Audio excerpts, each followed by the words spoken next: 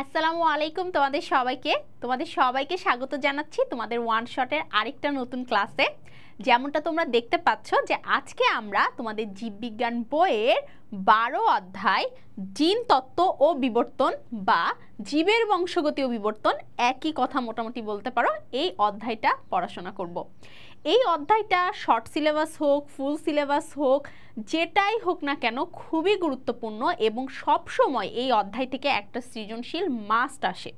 আর জীববিজ্ঞানকে যদি আমরা সহজে বুঝতে চাই বা জীববিজ্ঞান সম্পর্কে আগ্রহ প্রকাশ করতে চাই, তাহলে আসলে এই অধ্যায়টা খুবই দরকার, যেখানে মুখস্থর তেমন কোনোই বিষয় নাই বলা চলে, শুধুমাত্র কিছু বেসিক কনসেপ্ট ক্লিয়ার করার একটা চ্যাপ্টার।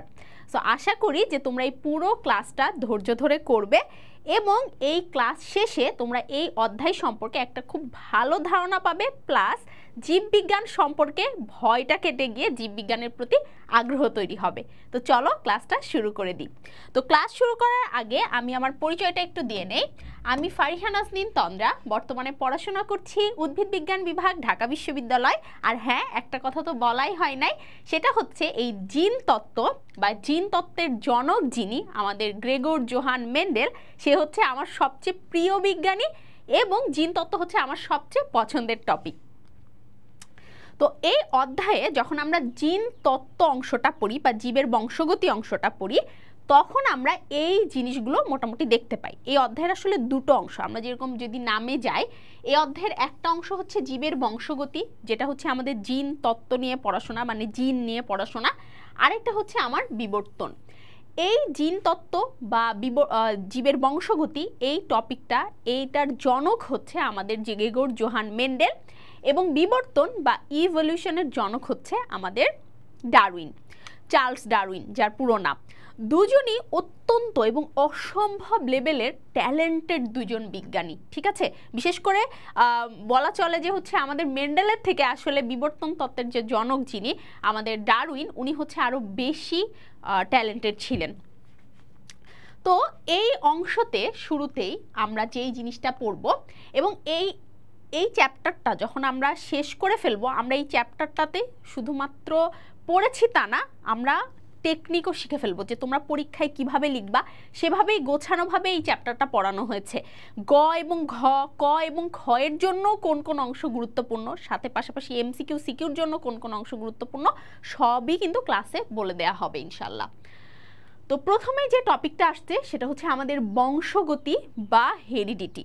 আমি যেমনটা আমার প্রত্যেক ক্লাসে বলে থাকি যে আমরা অবশ্যই ইংলিশ টার্মগুলো শিখব এবং সেগুলো পরীক্ষার খাতায় লিখব, যারা আমরা বাংলা ভার্সনে আছি তাদের জন্য। যেমন পরীক্ষা যদি আমাদের আসে যে বংশগতি কাকে বলে, আমাদের সংজ্ঞা লেখার ধরনটা ঠিক যেন এইরকম হয় যেরকমটা আমি লিখে এনেছি। এবং বংশগতি কি, খুবই সহজ কথা, বাবা মার বৈশিষ্ট্য বাচ্চা কাচ্চার মধ্যে যে যায়, এই প্রক্রিয়াটাই হচ্ছে বংশগতি। একদম সহজ কথা, যে বাবার মতো দেখতে যদি আমার চুল হয়, তাহলে সেটাই হচ্ছে একটা বংশগতি প্রক্রিয়া, অর্থাৎ বংশগতি হচ্ছে একটা প্রক্রিয়া। তাহলে সেই কথাটাকে এখানে আমরা একটু সুন্দর ভাষায় লিখেছি যে পিতামাতার বৈশিষ্ট্যগুলো বংশানুক্রমে, মানে বংশের অনুক্রম ধরে ধরে, অর্থাৎ অনেক সময় দেখা যায় যে বাবা মার বৈশিষ্ট্য আমাদের মধ্যে একটু কম আসে, দাদা দাদি বা নানা নানির বৈশিষ্ট্য আমাদের মধ্যে আসে, অর্থাৎ এই যে বংশের অনুক্রম ধরে এই বৈশিষ্ট্যগুলো যে সন্তান সন্ততির দেহে সঞ্চারিত হচ্ছে, সেটাই হচ্ছে আমাদের বংশগতি বা হেরিডিটি। আর বংশগতি বিদ্যা কাকে বলে বা জেনেটিক্স কাকে বলে, আমরা যখন প্রথম অধ্যায় পড়েছিলাম ওখানে আমরা ভৌত জীববিজ্ঞানের অনেকগুলো শাখা পড়েছিলাম। ওই ভৌত জীববিজ্ঞানের মধ্যে একটা শাখা আমাদের ছিল বংশগতি বিদ্যা বা জেনেটিক্স, অর্থাৎ যেখানে জীববিজ্ঞানের যে শাখায় আমাদের এই বংশগতি সম্পর্কে বিশদ আলোচনা করা হবে বা জিন সম্পর্কে বিশদ আলোচনা করা হবে এবং গবেষণা করা হবে, সেটাকে আমরা বংশগতি বিদ্যা বলি, ঠিক আছে। তাহলে আমাদের খুবই সহজ দুটো সংজ্ঞা শিখে ফেললাম, বাট সাথে সাথে আমরা লেখার পদ্ধতিটাও কিন্তু দেখলাম যে কিভাবে এটা পরীক্ষায় আসলে লিখতে হবে। এখন বংশগতিবিদ্যার জনককে অ্যাজ ইউজুয়াল আমাদের বংশগতিবিদ্যার হচ্ছে জনক গ্রেগর জোহান মেন্ডেল, এবং সাথে কিছু মটরশুঁটি রাখা হয়েছে কারণ এই বংশগতিবিদ্যার জনক মেন্ডেল উনি হচ্ছে আমাদের মটরশুঁটি নিয়েই ব্যাপক কাজ করেছিলেন। আজকে জিন বলতে যে পৃথিবীতে কিছু আছে এবং বাবা মায়ের মতো কেন আমরা দেখতে হচ্ছি, এই সব কিছুর ব্যাখ্যা প্রশ্নের উত্তরই কিন্তু এই মটরশুঁটি গাছের মাধ্যমে মেন্ডেল আমাদের কাছে পৌঁছেছিলেন। এরপরে চলে আসছে বংশগতির বস্তু। আমরা যদি বই ফলো করি আমরা বংশগতির এই 4টা বস্তু পাই। আমাদের কোষে আমরা সবাই জানি আমাদের কোষে থাকে, এই যে কোষের ভেতরে এখানে আমাদের নিউক্লিয়াসটা আঁকা হয়েছে, এখানে কিন্তু কোষটা আঁকা হয়নি, আমাদের নিউক্লিয়াসটা আঁকা হয়েছে, এবং এটা হচ্ছে আমাদের নিউক্লিওলাস। তো এই নিউক্লিয়াসের ভেতরে নিউক্লিওলাস এবং সাথে এই যে সুতার মতো যে অংশগুলো, এগুলো হচ্ছে আমাদের ক্রোমাটিন, ঠিক আছে, বা ক্রোমোজোম যখন একদম সরু চিকন সুতার মতো থাকে সেটাকে আমরা ক্রোমাটিন বলি। এই ক্রোমাটিনটা যখন বড় হয়ে যায় তখন এরকম একটা ফর্মেশন করে, ঠিক আছে, এরকম একটা ফর্মেশন করে, এটাকে আমরা ক্রোমোজোম বলি। তাহলে ওটা কি? ওটা হচ্ছে আমাদের প্রোফেজ স্টেজে, মানে কোষ বিভাজনের বিভিন্ন পর্যায়ে গিয়ে আমাদের ক্রোমোজোমটা এরকম লম্বালম্বি ভাগে ভাগ হয় সেন্ট্রোমিয়ার ছাড়া, তখন ওরা আমাদের দেখতে এরকম হয়। হ্যাঁ, তো আমরা এখানে 3টা টার্ম পাচ্ছি যেটা আমাদের ক্রোমোজোম রিলেটেড। একটা হচ্ছে আমাদের ক্রোমাটিন, একটা হচ্ছে আমাদের ক্রোমোজোম, আর একটা হচ্ছে আমাদের ক্রোমাটিড। হ্যাঁ, ক্রোমাটিডটা হচ্ছে সবচেয়ে বেশি মোটা সাইজের, ক্রোমোজোমের থেকেও মোটা বলা যায়। এবং এই ক্রোমাটিডটা হচ্ছে আমাদের একটা জায়গায় দুটো থাকে, এটা একটা ক্রোমাটিড আর এটা একটা ক্রোমাটিড, দুটো হচ্ছে দুটো ক্রোমাটিড। সো এই ক্রোমোজোমে আমাদের পেঁচানো ভাবে ঠিক এরকম কিছু একটা বিন্যাসে আমাদের ডিএনএটা থাকে। ক্রোমোজোমে ঠিক পেঁচানোভাবে এরকম একটা বিন্যাসে আমাদের ডিএনএটা থাকে, এবং ডিএনএর একটা স্পেসিফিক পোর্শন, যে কোনো একটা অংশকে আমরা হচ্ছে জিন বলি। আমরা তো এরপরে ধাপে ধাপে এই 4টা জিনিসই আমরা ক্লিয়ার কনসেপ্ট পেয়ে যাবো এবং 4টা জিনিসই আমরা শিখে ফেলবো, কিন্তু আপাতত আমরা শুধুমাত্র হচ্ছে এই 4টা জিনিসের একটা ওভারভিউ নিলাম। এখন ব্যাপার হচ্ছে আমাদের আরএনএটা এখানে বাদ গিয়েছে, রাইট? সো আরএনএর ব্যাপারটা হচ্ছে আরএনএও আমাদের ক্রোমোজোমে থাকে। অনেক সময় এমনটা হয় যে ডিএনএ আরএনএ দুটোই আমাদের ক্রোমোজোমে থাকে, যেরকম আমাদের ক্ষেত্রে এটা সত্য কথা, কিন্তু অনেক জায়গায় ডিএনএ থাকলে আরএনএ থাকে না, বা আরএনএ থাকলে ডিএনএ থাকে না, এরকমটাও হয়ে থাকে। হ্যাঁ, সো এক কথায় ক্রোমোজোমে আমরা ডিএনএ আরএনএ আসলে দুটোই পাবো, এটা বলা চলে, এবং ক্রোমোজোমে কিন্তু আসলে প্রোটিনও থাকে, বাট ক্রোমোজোমের মেইন উপাদান হচ্ছে আসলে ডিএনএ এবং প্রোটিন, সাথে আরএনএও থাকবে। ওকে, আমরা অনেক সময় কনফিউজড হয়ে যাই, তাহলে ক্রোমোজোমে যদি ডিএনএ থাকে তাহলে আরএনএ কোথায় থাকবে? ক্রোমোজোমে আসলে ডিএনএ আরএনএ দুটোই থাকে, ব্যাপারটা হচ্ছে এমন। তো চলো আমরা একটু ইন ডিটেলস সবগুলো পড়ে ফেলি। সো প্রথমে আমরা যাচ্ছি হচ্ছে বংশগতির প্রধান উপাদান হচ্ছে আসলে ক্রোমোজোম। আমরা যদি একটু চিন্তা করি যে আমাদের একটা কোষ, কোষের ভেতরে আছে নিউক্লিয়াস, এই নিউক্লিয়াসের ভেতরে আসলে আমাদের আছে ক্রোমোজোম। এই ক্রোমোজোমকে আরও যদি আমরা ভেতরে ঢুকি তাহলে আমরা আরও বিভিন্ন ডিএনএ জিন এগুলো পাবো, কিন্তু মেন হচ্ছে আসলে ক্রোমোজোম, কারণ ক্রোমোজোমটাই আসলে ট্রান্সফার হচ্ছে, এক জায়গা থেকে আরেক জায়গায় ট্রান্সফার হচ্ছে, মানে বাবা মার কাছ থেকে আমাদের মধ্যে আসছে। আমরা কোষ বিভাজনের সময়ও দেখেছি যে ক্রোমোজোমের কত ভূমিকা রয়েছে, এটা ধাপে ধাপে একটা প্রসেস ফলো করে আমাদের বডিতে এটা চলে আসতেছে। সো এই বংশগতির প্রধান উপাদান হচ্ছে আসলে ক্রোমোজোম। এটা আমাদের এমসিকিউতে আসার জন্য খুবই ইম্পর্ট্যান্ট একটা লাইন, যে বংশগতির প্রধান উপাদান কোনটা। তখন পরীক্ষার হলে গিয়ে আমরা কনফিউজড হয়ে যাই, আমরা অনেক সময় ডিএনএ টিক দেই, আমরা অনেক সময় জিন টিক দেই, বাট মনে রাখতে হবে প্রধান উপাদান হচ্ছে ক্রোমোজোম। এখন বইয়ের মধ্যে এই ক্রোমোজোম রিলেটেড অনেকগুলো কি আছে, অনেকগুলো সংখ্যা আছে বা তথ্য আছে বলা যায়। সো তথ্যগুলো যদি আমরা একটু এইভাবে পয়েন্ট করে মনে রাখি মাথার মধ্যে মেমোরাইজ করার সময়, তাহলে আমাদের জন্য ইজি হবে। এই অংশটা এমসিকিউর জন্য ইম্পর্টেন্ট, বাট অতটাও না, কারণ সাধারণত সংখ্যা রিলেটেড প্রশ্নগুলো হচ্ছে স্কিপ করা হয়, সাধারণত আসতে খুব একটা দেখা যায় না। তারপর আমরা একটু শিখে রাখি যে 1875 সালে স্টার্চ বার্গার, মজা করে বার্গার বললাম কারণ আমি মনে রাখতাম যে স্টারের বার্গার, যদিও স্টার তো কাবাব পাওয়া যায়, বার্গার পাওয়া যায় না, বাট আমরা মনে রাখতাম যে স্টার বার্গার, ঠিক আছে। সো স্টার বার্গারে আমরা কি পাই? ক্রোমোজোম পাই, বা স্টার বার্গার আমাদের ক্রোমোজোমটা আবিষ্কার করছে। এবং ক্রোমোজোমের আকার দৈর্ঘ্য অনুযায়ী হচ্ছে 3.5 থেকে 30 মাইক্রন। এটাও মনে রাখার একটা টেকনিক আছে, তুমি যদি এভাবে মনে রাখো 35 থেকে 30। এখন একটু কমন সেন্স খাটাতে হবে, যে কোনো একটা জিনিস আমরা ছোট থেকে বড়তে যাই। সো 35 থেকে 30 হলে তো বড় থেকে ছোট হয়ে যাচ্ছে, তাহলে কি করা যায়? 3 আর 5-এর মাঝে একটা ডট দিয়ে দিব, তাহলেই হয়ে গেল। তাহলে মনে রাখার সময় আমরা চেষ্টা করব যতটা কম পরিমাণ তথ্য মনে রাখা যায়, কারণ আমাদের ব্রেন কিন্তু সব তথ্য পরীক্ষার হল পর্যন্ত গিয়ে ক্যাপচার করতে পারবে না, ঠিক আছে? সো এইটা আমরা মনে রাখবো 35 থেকে 30 এভাবে মনে রাখবো, হ্যাঁ? আচ্ছা, আর এটা কিভাবে মনে রাখবে? এটা হচ্ছে 2 2 এভাবে মনে রাখি আমি। আমার অনেক মানে সংখ্যা তুমি পরবর্তীতেও পাবা, এইভাবে মনে রাখলে ইজি হয়ে যায়। যখন তুমি কোনো কিছু চিন্তা করছো 2 2, ওই যে আবার সেম যে 2 থেকে 2 তো হওয়া পসিবল না, তাহলে কি করা যায়? তাহলে প্রথম 2টাকে আমরা 0.2 বলতে পারি। তো এভাবে তাহলে আমরা সহজে মনে রাখবো দৈর্ঘ্য 35 থেকে 30 আর প্রস্থ হচ্ছে 2 2 মানে হচ্ছে 0.2 থেকে 2, ঠিক আছে? ক্রোমোজোমের সংখ্যা 2 থেকে 1600। একটু কমন সেন্স খাটাই চিন্তা করি। ক্রোমোজোম আমাদের কিন্তু বডিতে সাধারণত জোড়া বেঁধে থাকে। একটা ক্রোমোজোম থাকলে সে আসলে কোনো সিগনিফিকেন্স বহন করতে পারে না। এই জন্য ক্রোমোজোমের স্টার্টিংটা হবে আমাদের 2 থেকে, অর্থাৎ পৃথিবীতে এমন জীব পাওয়া যাবে যেই জীবের ক্রোমোজোম সংখ্যা 2। একটা ক্রোমোজোম আছে এরকম জীব আসলে পাওয়া যায় না। এবং এখন পর্যন্ত 1600 ক্রোমোজোম বিশিষ্ট জীব পাওয়া গেছে। বাট আমি বলে রাখি এই সংখ্যাটা ভেরিয়েবল, এই সংখ্যাটা বাড়তেও পারে, নতুন প্রজাতি আবিষ্কার হলে বাড়তে পারে, আবার এমন কোনো প্রজাতি যার ক্রোমোজোম আবিষ্কার হয়নি সেটা হলেও বাড়তে পারে, ঠিক আছে? সো আপাতত এটা 2 থেকে 1600। তাহলে মনে রাখার সময় আমরা যে তথ্যগুলো এইভাবে একটু গুছায় মনে রাখি তাহলে আমাদের জন্য মনে রাখতে ইজি হবে। এই স্লাইডটা পুরোটাই আমাদের এমসিকিউর জন্য, বাট আমাদের এমসিকিউর জন্য আসলে মেনলি প্রথম লাইনটা বেশি গুরুত্বপূর্ণ, হ্যাঁ? ওকে, সো এইটা হচ্ছে আমাদের ক্রোমোজোমের একটা ওভারঅল গঠন দেখানো হয়েছে, যেখানে আমরা জানি যে ক্রোমোজোমে কি থাকে, মাঝে একটা গোল থাকে, এই অংশটাকে আমরা হচ্ছে সেন্ট্রোমিয়ার বলি, যেটা হচ্ছে আমাদের মূলত সেন্টারে থাকে। এবং সেন্ট্রোমিয়ারের আরেকটা নাম হচ্ছে প্রাথমিক, আমরা অনেকে এটা জানি না, প্রাথমিক কুঞ্চন। প্রাথমিক কুঞ্চন মানে কি? মানে হচ্ছে কোন একটা ক্রোমোজোমে প্রাথমিকভাবে, মানে আমরা বলি না প্রাথমিক শিক্ষা আমাদের জন্য, আমাদের সবার জন্য গুরুত্বপূর্ণ, হ্যাঁ? মাধ্যমিক শিক্ষাটা পরে আসে, বা মাধ্যমিক বা প্রাথমিকের সাথে রিলেটেড আরেকটা টার্ম হচ্ছে গৌণ আর কি। সো প্রাথমিক হচ্ছে সবার জন্য গুরুত্বপূর্ণ। এই কারণে প্রাথমিক কুঞ্চন এটা হচ্ছে ক্রোমোজোমের একটা মাস্ট জিনিস। প্রতিটা ক্রোমোজোমে প্রাথমিক কুঞ্চন বা সেন্ট্রোমিয়ার থাকবেই। কিন্তু এটা ব্যতীত যদি ক্রোমোজোমে আরেকটা কুঞ্চন থাকে, মানে আরেকটা ভাঁজ থাকে, তাহলে সেটাকে আমরা গৌণ কুঞ্চন বলবো, ঠিক আছে? এই গৌণ কুঞ্চন কেন থাকে? কারণ এই গৌণ কুঞ্চন দিয়ে স্যাটেলাইট নামক একটা অংশ ক্রোমোজোম ধরে থাকে, ঠিক আছে? এই গৌণ কুঞ্চন দিয়ে স্যাটেলাইট নামক একটা অংশ ক্রোমোজোম ধরে থাকে। এই স্যাটেলাইট কিছু কিছু ক্রোমোজোমে থাকে, আবার নাও থাকতে পারে, মানে এটা একটা এক্সেপশনাল কেস, হ্যাঁ? আর আমরা জানি যে ক্রোমোজোমের 2 সাইডে 2টা বাহু থাকে, এটা তো খুবই কমন। আর থাকে ধাত্র। ধাত্র কথাটা আমরা সব জায়গায় পাই। সব জায়গায় পাই বলতে কোথায়?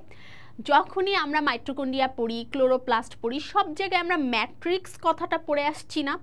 অর্থাৎ যেই জায়গায় ক্রোমোজোমের ডিএনএ থাকবে না সেই জায়গাটা কি আসলে ফাঁকা থাকবে? না, সেই জায়গাটা আসলে কি থাকবে? সেই জায়গাটায় আমাদের হচ্ছে ধাত্র থাকবে। ধাত্রের ইংলিশ নামটা হচ্ছে আসলে ম্যাট্রিক্স।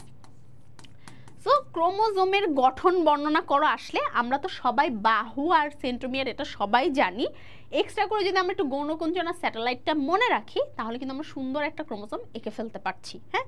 আর ক্রোমোজোম যদি মাঝ বরাবর ডিভিশন হয়ে যায় তাহলে এরকম একটা আমরা ভিউ পাবো, যেটার 2টা হচ্ছে আমাদের ক্রোমাটিড, এবং এরা একই সেন্ট্রোমিয়ার দিয়ে পরস্পরকে ধরে আছে দেখে এরা হচ্ছে সিস্টার ক্রোমাটিড, হ্যাঁ? যদি আলাদা সেন্ট্রোমিয়ার দিয়ে ধরে থাকতো, যেরকম যদি আমি এখানে আরেকটা ক্রোমোজোম আঁকি তাহলে এইটা আর এইটা হচ্ছে নন সিস্টার ক্রোমাটিড, কারণ ওরা আলাদা ক্রোমোজোম মানে আলাদা সেন্ট্রোমিয়ার দিয়ে পরস্পর থেকে আলাদা করা, সেজন্য। ওকে, আচ্ছা, এখন আমরা ক্রোমোজোম সম্পর্কিত খুবই একটা ইম্পর্টেন্ট টার্ম শিখবো, যেটা হচ্ছে হ্যাপ্লয়েড এবং ডিপ্লয়েড, হ্যাঁ? এই টার্মটা আমাদের বইয়ের 2টা অধ্যায়ের জন্য খুবই অ্যাপ্লিকেবল।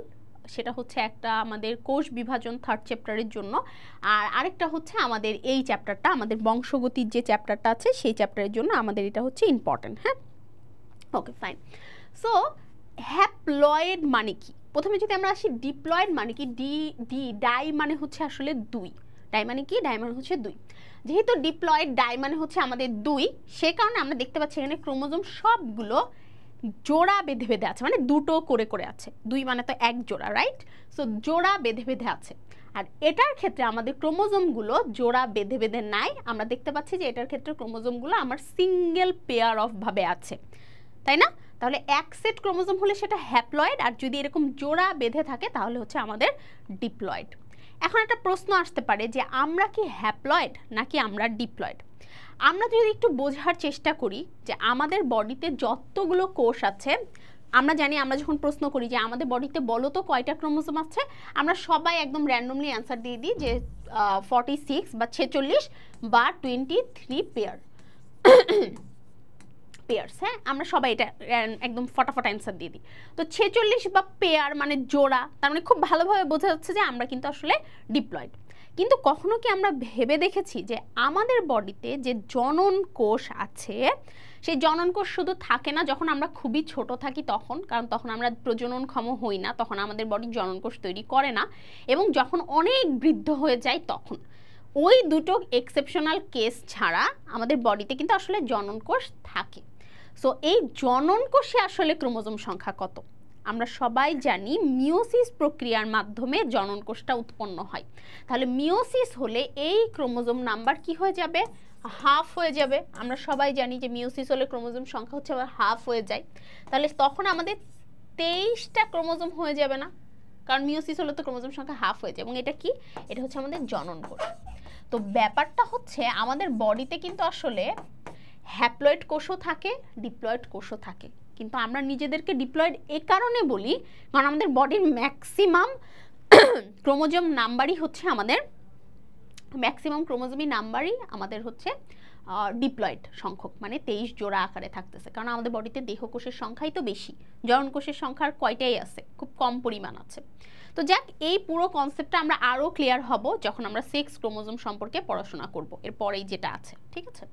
ওকে, সো জীবে বংশগতির ভিত্তি কোনটা? এই প্রশ্নটা যদি আমাদের আসে, যেটা আমরা একটু আগেই বললাম ইম্পর্টেন্ট এমসিকিউর মধ্যে, যে আমাদের বংশগতির ভৌত ভিত্তি কোনটা? হ্যাঁ, আমাদের বংশগতির দুটো ভিত্তি আছে, একটা হচ্ছে ভৌত ভিত্তি আর একটা হচ্ছে রাসায়নিক ভিত্তি। সো আমরা যখন কেমিস্ট্রিতে পড়ি যে রাসায়নিক পদার্থ, ভৌত পদার্থ, তখন আমরা কি বুঝি? এই যে পানি যখন হচ্ছে সলিড বা কঠিন আকারে থাকে তখন সেটা বরফ, তারপর পানি যখন পানির আকারে থাকে তখন সেটা লিকুইড, এবং পানি যখন গ্যাস আকারে যায় তখন সেটা জলীয় বাষ্প। সো পানির যে এরকমভাবে একটা ধাপে ধাপে ধাপে ধাপে চেঞ্জেস হলো, এটা আসলে ভৌত পরিবর্তনের আন্ডারে পড়তেছে, যেটা হচ্ছে ভৌত পরিবর্তন। কিন্তু পানির সাথে যদি অন্য একটা কিছুর বিক্রিয়া হয়, যেমন পানির সাথে যদি লবণের বিক্রিয়া হয়, তাহলে আমরা দেখতে পাচ্ছি এর কেমিক্যাল স্ট্রাকচারও চেঞ্জ হচ্ছে। তার মানে ভৌত মানে আসলে বাহ্যিকভাবে যাকে আমরা দেখতে পাচ্ছি, আর কেমিক্যাল যেটা, সেটা হচ্ছে একটা রাসায়নিক পদার্থ হবে। তাহলে বংশগতির ভৌত ভিত্তি কি হবে? যাকে আমরা বাহ্যিকভাবে দেখতে পাচ্ছি, সে হচ্ছে আমাদের ক্রোমোজোম। ক্রোমোজোম কিন্তু কোনো রাসায়নিক পদার্থ না, কারণ ক্রোমোজোমের একটা গঠন আছে। সো আমাদের বংশগতির ভৌত ভিত্তি হচ্ছে আমাদের ক্রোমোজোম। এখন এই প্রশ্নটাই এমসিকিউ ব্যতীত আমাদের সৃজনশীলে খ মার্কের জন্য আসতে পারে, যে ক্রোমোজোমকে কেন বংশগতির ভৌত ভিত্তি বলা হয়, এরকম প্রশ্নটা আমাদের আসতে পারে। সেক্ষেত্রে অ্যান্সার লেখার সময় আমরা দুটো স্টেপ ফলো করব। প্রথমত একটা জিনিস বুঝতে হবে, ভৌত ভিত্তি কথাটার ইংলিশটা কি? ইংলিশ হচ্ছে ফিজিক্যাল বেসিস অফ জেনেটিক্স। হ্যাঁ, বংশগতি বা হেরিডিটি, যেটাই তুমি বলো, দুটোই সঠিক। সো এটার দুটো কথা আছে, একটা হচ্ছে বংশগতির ভিত্তি কেন, এটা একটা কথা, আরটা হচ্ছে বংশগতির ভিত্তি হলো ও ভৌত ভিত্তি কেন। আমরা যে কোনো প্রশ্নকে এভাবে দুই ভাগে স্প্লিট করতে শিখবো। হ্যাঁ, মানে প্রশ্নের দুই ভাগ বলে না, যতগুলো অংশ থাকবে ততগুলো অংশে স্প্লিট করতে শিখবো। সো আমরা যদি চিন্তা করি বংশগতির কেন, ক্রোমোজোমকে বংশগতির ভিত্তিটা আমরা কেন বলছি? কারণ ক্রোমোজোমে ডিএনএ থাকে, ডিএনএতে জিন থাকে, এই জিন হচ্ছে আমাদের সকল বৈশিষ্ট্যের প্রকাশক, এবং এই বৈশিষ্ট্য আমরা মাতা পিতা থেকে নিয়ে আসছি, আর মাতা পিতা থেকে নিয়ে আসা মানেই হচ্ছে আমাদের বংশগতি। তাহলে এই জন্য এখন আসি ভৌত কেন, কারণ এটা আমরা বাহ্যিকভাবে একটা গঠন দেখতে পাচ্ছি ক্রোমোজোমের, এটা রাসায়নিক হলো না, কারণ হচ্ছে ক্রোমোজোমের একটা বাহ্যিকভাবে গঠন আছে, এই জন্য এটা একটা ভৌত ভিত্তি। তাহলে আমাদের 2 মার্কের প্রশ্নের জন্য আসছে, আমরা 2 ভাগে কোশ্চিনটাকে ভাগ করে দুটো ভাগের মধ্যে আমরা হচ্ছে পয়েন্ট করে দিতে পারবো, রাইট? ওকে, ফাইন। তাহলে প্রশ্নটা কিন্তু অবশ্যই আমরা এইভাবে লেখার চেষ্টা করব।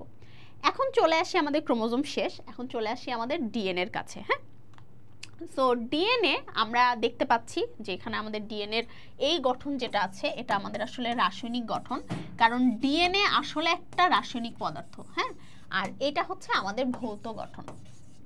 সো পরীক্ষায় আসলে ডিএনএ রাসায়নিক গঠন আসছে না ভৌত গঠন আসছে এটাকে ক্লিয়ার হতে হবে। পরীক্ষায় বলতে পারে ডিএনএ রাসায়নিক গঠন লেখো, তখন চিত্রতে আমরা এটা আঁকবো, আর বর্ণনা তো আমরা একটু পরে শিখবো। আর যখন আসবে আমাদের ভৌত গঠন লিখো তখন আমরা এই ছবিটা আঁকবো এবং ভৌত গঠনের বর্ণনাটা লিখবো। আর যদি আমাদের আসে ডিএনএর গঠন বর্ণনা করো, সেক্ষেত্রে চাইলে আমরা এই ছবিটা স্কিপ করতে পারি, কারণ পরীক্ষায় আসলে দুটো ছবি আঁকার মতো সময় আমরা নাও পেতে পারি। তো ওই ক্ষেত্রে আমরা শুধু ভৌতর ছবিটা আঁকবো, ঠিক আছে? ওই ক্ষেত্রে কি করবো, আমরা শুধু ভৌতর ছবিটা আঁকবো, আমরা রাসায়নিক ছবিটা স্কিপ করে যাব। আই হোপ সবাই আমরা ক্লিয়ার হয়েছি। এখন আমরা একটু ডিএনএ এর ডিটেলসে যাই। হ্যাঁ, তো ডিএনএ এর ফুল ফর্ম তো আমরা জানি যে ডিঅক্সিরাইবোনিউক্লিক অ্যাসিড, এটা হচ্ছে ডিএনএ এর ফুল ফর্ম। এবং এটা আসলে আমি যেটা বললাম শুরু থেকেই বলে আসতেছি যে ক্রোমোজোমের প্রধান উপাদান আসলে ডিএনএ। ক্রোমোজোমে আরএনএও থাকে, প্রোটিনও থাকে, বাট ক্রোমোজোমের প্রধান উপাদানটাই হচ্ছে আমাদের ডিএনএ। তাহলে ডিঅক্সিরাইবোনিউক্লিক অ্যাসিড ডিএনএ বা ডিঅক্সিরাইবোনিউক্লিক অ্যাসিড হচ্ছে, অনেকে ডিএনএ কাকে বলে এবার ডিএনএ কি আসলে লিখে দেয়, ডিএনএ হলো রাইবোনিউক্লিক অ্যাসিড, এই ডিঅক্সিরাইবোনিউক্লিক অ্যাসিড এভাবে লিখলে কিন্তু হবে না। ক্রোমোজোমের প্রধান উপাদান যা দুই সূত্র বিশিষ্ট। হোয়াট ইজ দুই সূত্র? এটা আমি এখন যে আঁকতেছি এটা কি, এটা হচ্ছে আমার একটা সূত্র, আর এখন আমি যে আঁকবো এটা আমার হচ্ছে আরেকটা সূত্র। তাহলে হয়ে গেল না দুই সূত্র। আর আমরা তো জানি যে ডিএনএ দেখতে এরকম। পলিনিউক্লিওটাইড, এই জিনিসটা আমরা বুঝবো।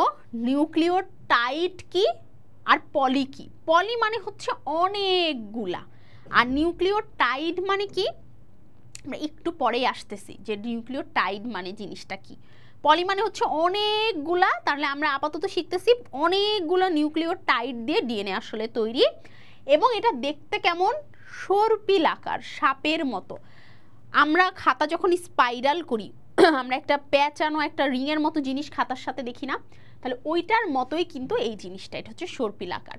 তাহলে ডিএনএর গঠন এভাবে দুই রকম হতে পারে। লেখার সময় অবশ্যই আমরা এই সিকোয়েন্স এবং এই টেকনিকটা ফলো করব যে রাসায়নিক গঠন বা কেমিক্যাল স্ট্রাকচার, যারা আর একটু অ্যাডভান্স লিখতে চাও, ভৌত গঠন বা ফিজিক্যাল স্ট্রাকচার। সো প্রথমে আমরা রাসায়নিক গঠন দেখতেছি, কারণ রাসায়নিক গঠনটা হচ্ছে বেশি ইজি। হ্যাঁ, মানে রাসায়নিক গঠনের মধ্যে পড়াটা কম। সো আমরা আবারও পড়তেছি যে পলিনিউক্লিওটাইড, পলি মানে হচ্ছে অনেকগুলা, আর নিউক্লিওটাইড আসলে কি? নিউক্লিওটাইডের টাইড মানে তিন, টাইড মানে কি তিন, সাইড মানে কি, সাইড মানে দুই। সো টাইড মানে যেহেতু তিন, তার মানে এর আসলে তিনটা অংশ। কি কি? একটা হচ্ছে 5 কার্বনযুক্ত শর্করা, এক নম্বর। 2 নম্বর হচ্ছে নাইট্রোজেন ঘটিত, মানে নাইট্রোজেনওয়ালা বেস বা ক্ষার, আমরা যেরকম অ্যাসিড বেস এরকম পড়ি সেরকম এখানকার বেসটা হচ্ছে নাইট্রোজেনওয়ালা বেস। এবং হচ্ছে আমাদের অজৈব ফসফেট, জৈব অজৈব দুই রকমের ফসফেট হয়, এখানটা অজৈব ফসফেট। আমরা একটা একটা করে পড়ি, তাহলে আমরা ডিটেলস আরও বুঝে যাব। তাহলে নিউক্লিওটাইড কনসেপ্টটা আশা করি ক্লিয়ার। নিউক্লিওটাইড মিনস তিনটা জিনিস নিয়ে গঠিত কোনো একটা কিছু।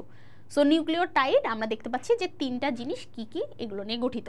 সো আমরা যদি এখানে চলে আসি যে আমাদের প্রথম যে সুগারটা ছিল সেই সুগারটা আসলে গঠনটা কেমন। এখানে যে সুগারটা থাকে সেই সুগারটার নাম হচ্ছে, মানে চিনির মতোই একটা যৌগ, সেজন্য এটার নাম হচ্ছে সুগার। এটা হচ্ছে রাইবোজ। এই সুগারটার নাম কি? এই সুগারটার নাম আসলে রাইবোজ। সো আমরা যদি দেখি যে এটার 5টা কার্বন আছে, একটা কার্বন, দুটো কার্বন, তিনটা কার্বন, চারটা কার্বন এবং 5টা কার্বন। এটা 5 কার্বন বিশিষ্ট একটা রাইবোজ। আপু এই ছবিটা কি শিখতে হবে? না, আমার এই ছবিটা শেখার দরকার নাই। আমি শুধু মনে রাখবো একটা সুগার মানে হচ্ছে জিনিসটা আসলে এমন, বাস এটুকু মনে রাখলেই এনাফ।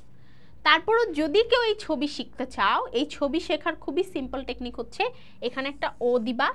এখানে যদি ও দাও তাহলে আসলে কার্বন কিন্তু 1 2 3 4টা হয়ে যাচ্ছে, কিন্তু কার্বন 5টা হতে হবে। সো একটা কার্বন হচ্ছে আমার এখানে থাকবে, রাইট? আচ্ছা, এখন এটা মনে রাখবো কিভাবে? আমরা যেভাবে মনে রাখি OH উপরে নিচে, নিচে উপরে, উপরে নিচে, নিচে উপরে, এভাবে মনে রাখি। উপরে নিচে, নিচে উপরে, এভাবে মনে রাখি। উপরে নিচে, নিচে উপরে হচ্ছে OH, এবং বাদবাকি জায়গাগুলো এইচ দিয়ে ফিল আপ হবে। ওকে, সেম এই স্ট্রাকচারটাও সেম। এখন কথা হচ্ছে রাইবোজ আর ডিঅক্সি রাইবোজের মধ্যে পার্থক্য কি। দেখো ডি মানে কি বলো তো, ডি মানে কি? ডি মানে হচ্ছে বাদ যাওয়া। আমরা সব সময় মনে রাখবো, আমরা ডি কার্বক্সিলেশন পড়বো কেমিস্ট্রি পড়ার সময়। ডি মানে হচ্ছে বাদ।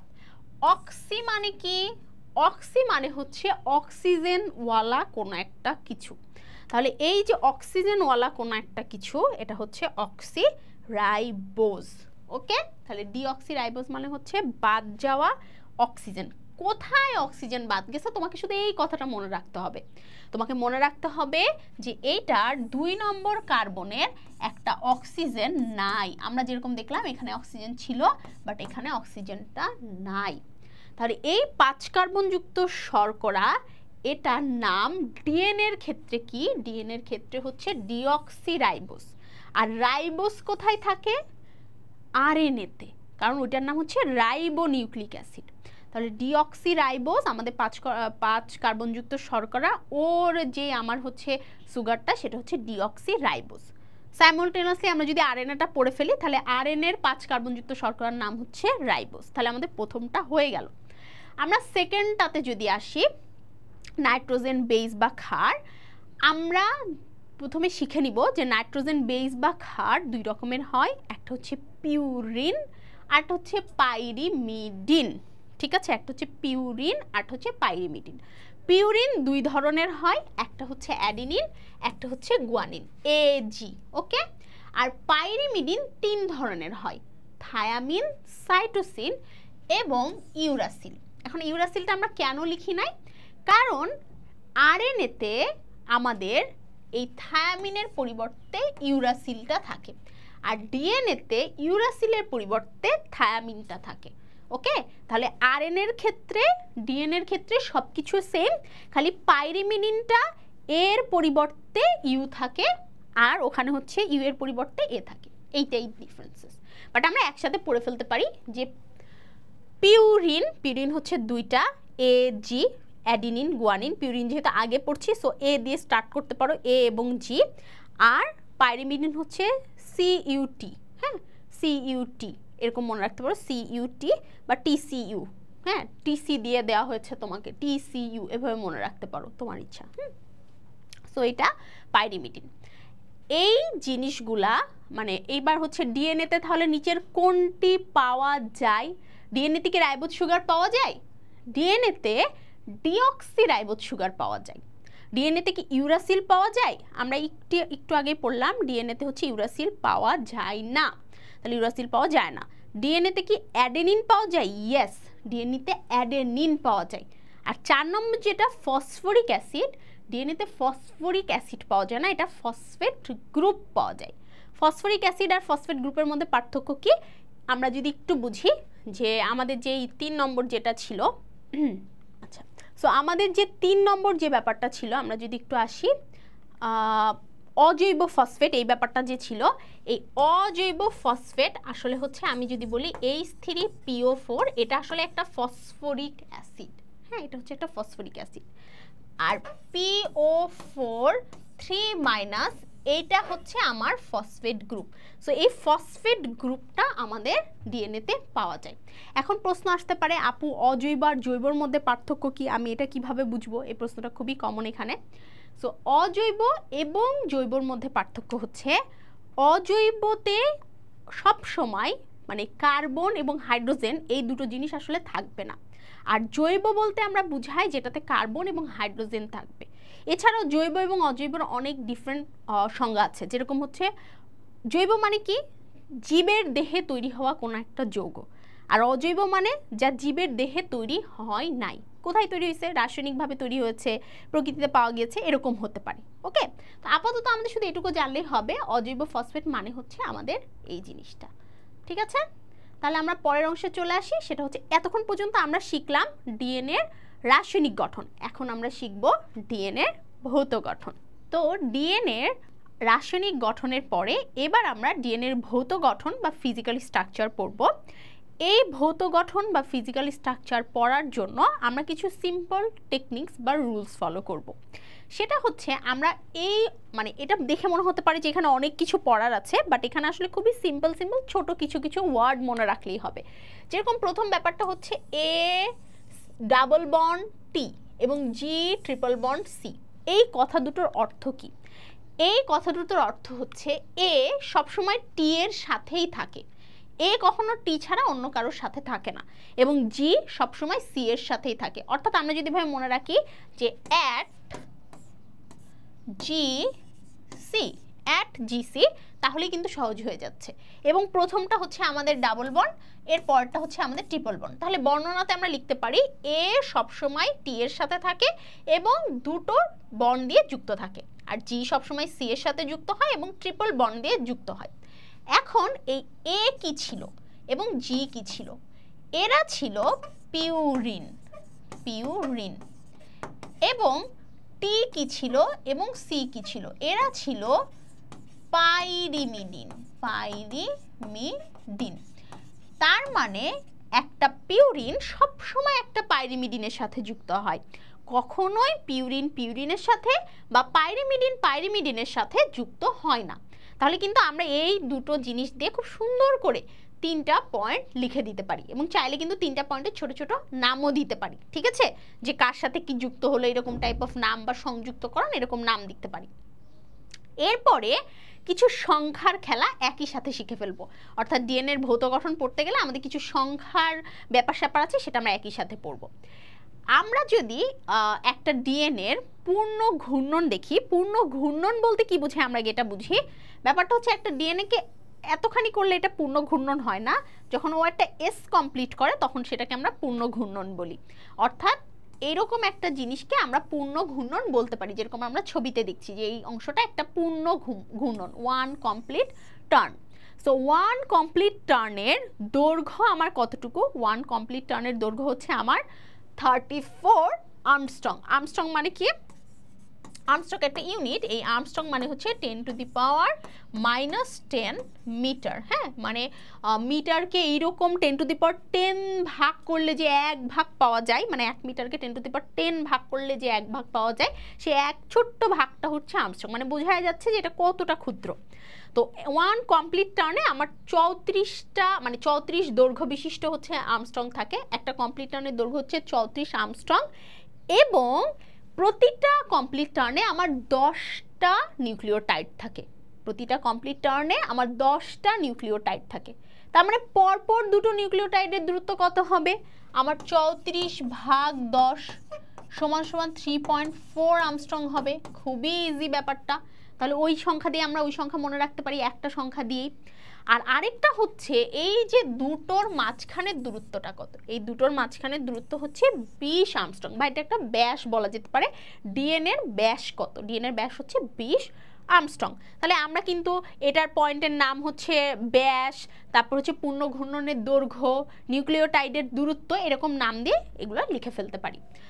সো ভৌত গঠন, এই ভৌত গঠনের মধ্যে আরও কিছু পয়েন্ট যদি আমরা পড়ি তাহলে আমরা দেখব, যখন আমরা রাসায়নিক গঠনটা খেয়াল করব, আমরা রাসায়নিক গঠনের ডিটেলস ছবিটাতে এখনো যায় না, ওটাতে আমরা একটু পরে যাব।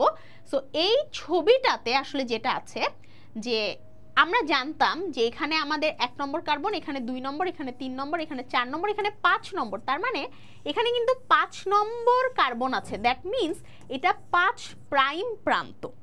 আর যখন আমরা এটা আসতেছে, এটা যখন ঘুরে আসতেছে, এটা যখন শেষ হচ্ছে, তখন কিন্তু 1 2 3 1 2 3, তার মানে এটা কিন্তু 3 নম্বর প্রান্ত। তাহলে একটা যদি 5 থেকে 3 নম্বর প্রান্ত বিশিষ্ট হয়, আরেকটা হচ্ছে অপর সাইডে হবে 5 থেকে 3 নম্বর প্রান্ত। মানে একটা সাইডের মেরুদণ্ড যদি 5 থেকে 3 হয়, তাহলে আরেকটা সাইডের মেরুদণ্ড হবে 3 থেকে 5। ঠিক আছে, তাহলে একটা সূত্র 3 থেকে 5, আর হচ্ছে 5 থেকে 3। তার মানে এরা কি প্যারালাল? হ্যাঁ, এরা প্যারালালি, বাট এটা অ্যান্টি প্যারালাল। মানে জাস্ট একটা হাত যদি এরকম থাকে, একটা হাত এরকম ঘুরে গেছে, ব্যাপারটা হচ্ছে এরকম। সো ডিএনএ অণুর বাইরের দিকের বন্ড দুটি, এই যে বাইরের দিকের যে বন্ড আছে, পরপর সুগার এবং ফসফেট দিয়ে গঠিত। আমরা দেখতে পাচ্ছি যে বাহিরের সাইডের লেয়ারে আমরা কি ছিল, সুগার ছিল আর ফসফেট ছিল। এই যে বাহিরের সাইডের লেয়ারে আমার সুগার আছে আর ফসফেট আছে, ঠিক আছে, সুগার আর কি, সুগার না, আমরা সবাই সুগার বলে বলে অভ্যাস হয়ে গেছে আমাদের। সুগার আছে আর ফসফেট আছে। আর ভেতরের দিকে কি আছে, ভেতরের দিকে আমার আছে হচ্ছে কিছু নাইট্রোজেন ঘটিত বেস। তাহলে বাহিরে কি ছিল, ভেতরে কি ছিল, এটা আমরা এভাবে মনে রাখতে পারি, এবং হচ্ছে 5 প্রাইম 3 প্রাইম প্রান্ত। তো এরপরে যদি আমরা চলে আসি যে ডিএনএর কিছু আমরা এখানে হচ্ছে সংখ্যা রিলেটেড কিছু ব্যাপার স্যাপার দেখতে পাচ্ছি। এটা দেখো একইভাবে সাজানো যেভাবে আমরা ক্রোমোজোমটা স্টাডি করছি। ক্রোমোজোমের শুরুতে আমরা পড়ছিলাম যে আমাদের বংশগতির ভিত্তি বা প্রধান উপাদান কি সেটা পড়ছিলাম, যে ক্রোমোজোমের বংশগতির প্রধান উপাদান হচ্ছে আমার ক্রোমোজোম, এবং সেটা হচ্ছে আমাদের বংশগতির প্রধান উপাদানের সাথে সাথে আমাদের বংশগতির ভৌত ভিত্তিও ছিল। ঠিক একইভাবে ক্রোমোজোমের প্রধান উপাদান হচ্ছে ডিএনএ। তাহলে বংশগতির প্রধান উপাদান হচ্ছে ক্রোমোজোম, ক্রোমোজোমের প্রধান উপাদান হচ্ছে ডিএনএ। পরেরটার মতোই আমরা ডিএনএর আবিষ্কারককে রেখেছি ওয়াটসন এবং ক্রিক। এতক্ষণ ধরে আমরা ডিএনএর যে দুটো হচ্ছে স্ট্রাকচার পড়লাম, সেই দুটো স্ট্রাকচারই আমার হচ্ছে ওয়াটসন এবং ক্রিক দিয়েছে। ডিএনএর আকার এটা একটা নর্মাল দেয়া আছে, ডিএনএর আকার এবং ডিএনএর হচ্ছে আকার, এবং এটা হবে আসলে ডিএনএর আকৃতি। এটা হবে ডিএনএর আকৃতি। সো ডিএনএর আকৃতিটা হচ্ছে প্রকৃত কোষে ডিএনএ হচ্ছে সূক্ষ্ম সুতার মতো, মানে এরকম চিকন প্যাঁচানো প্যাঁচানোর মতো, আর আদি কোষে হচ্ছে এটা গোলাকার। এটাই পার্থক্য প্রকৃত কোষ আর আদি কোষের। হ্যাঁ, এবং ডিএনএর সংখ্যা কতটা, আসলে আমরা একটা ক্রোমোজোমে সবসময় মনে রাখবো, একটা ক্রোমোজোমে ডিএনএ সবসময় একটা থাকে, কখনোই একটার বেশি ক্রোমোজোম থাকে না। এতক্ষণ আমরা যেটা বলছিলাম যে বংশগতির ভৌত ভিত্তি যদি ক্রোমোজোম হয়, তাহলে বংশগতির রাসায়নিক ভিত্তি হচ্ছে আমাদের ডিএনএ, কারণ ডিএনএ হচ্ছে একটা রাসায়নিক পদার্থ। আমরা দেখলাম যে অনেকগুলো রাসায়নিক পদার্থ, মানে 3 টাইপের রাসায়নিক পদার্থ একত্রিত হয়ে আমাদের কিন্তু ডিএনএটা তৈরি করেছে। তাহলে বংশগতির রাসায়নিক ভিত্তি হচ্ছে আমাদের ডিএনএ। তাহলে ভৌত ভিত্তি, রাসায়নিক ভিত্তি, এ দুটোর তো ক্লিয়ার। এছাড়াও কোনটার কি উপাদান এটা ভুল করা যাবে না। বংশগতির প্রধান উপাদান ক্রোমোজোম, ক্রোমোজোমের প্রধান উপাদান হচ্ছে ডিএনএ। হ্যাঁ, একটা সিকোয়েন্সিয়ালি আমরা এটা হচ্ছে মনে রাখবো। সেম আগের মতো যদি আমাদের এইভাবে খ মার্কের জন্য প্রশ্ন আসে যে ডিএনএকে কেন বংশগতির রাসায়নিক ভিত্তি বলা হয়, আমরা সেম ভাবে প্রথমে বংশগতির ভিত্তি কেন বলা হচ্ছে সেটা বর্ণনা করব, এবং রাসায়নিক কেন বলা হচ্ছে সেটা বর্ণনা করব। রাসায়নিক বলা হচ্ছে কারণ এটা একটা রাসায়নিক পদার্থ, আর বংশগতি কেন সেটা তো একটু আগেই বলে দিয়েছি।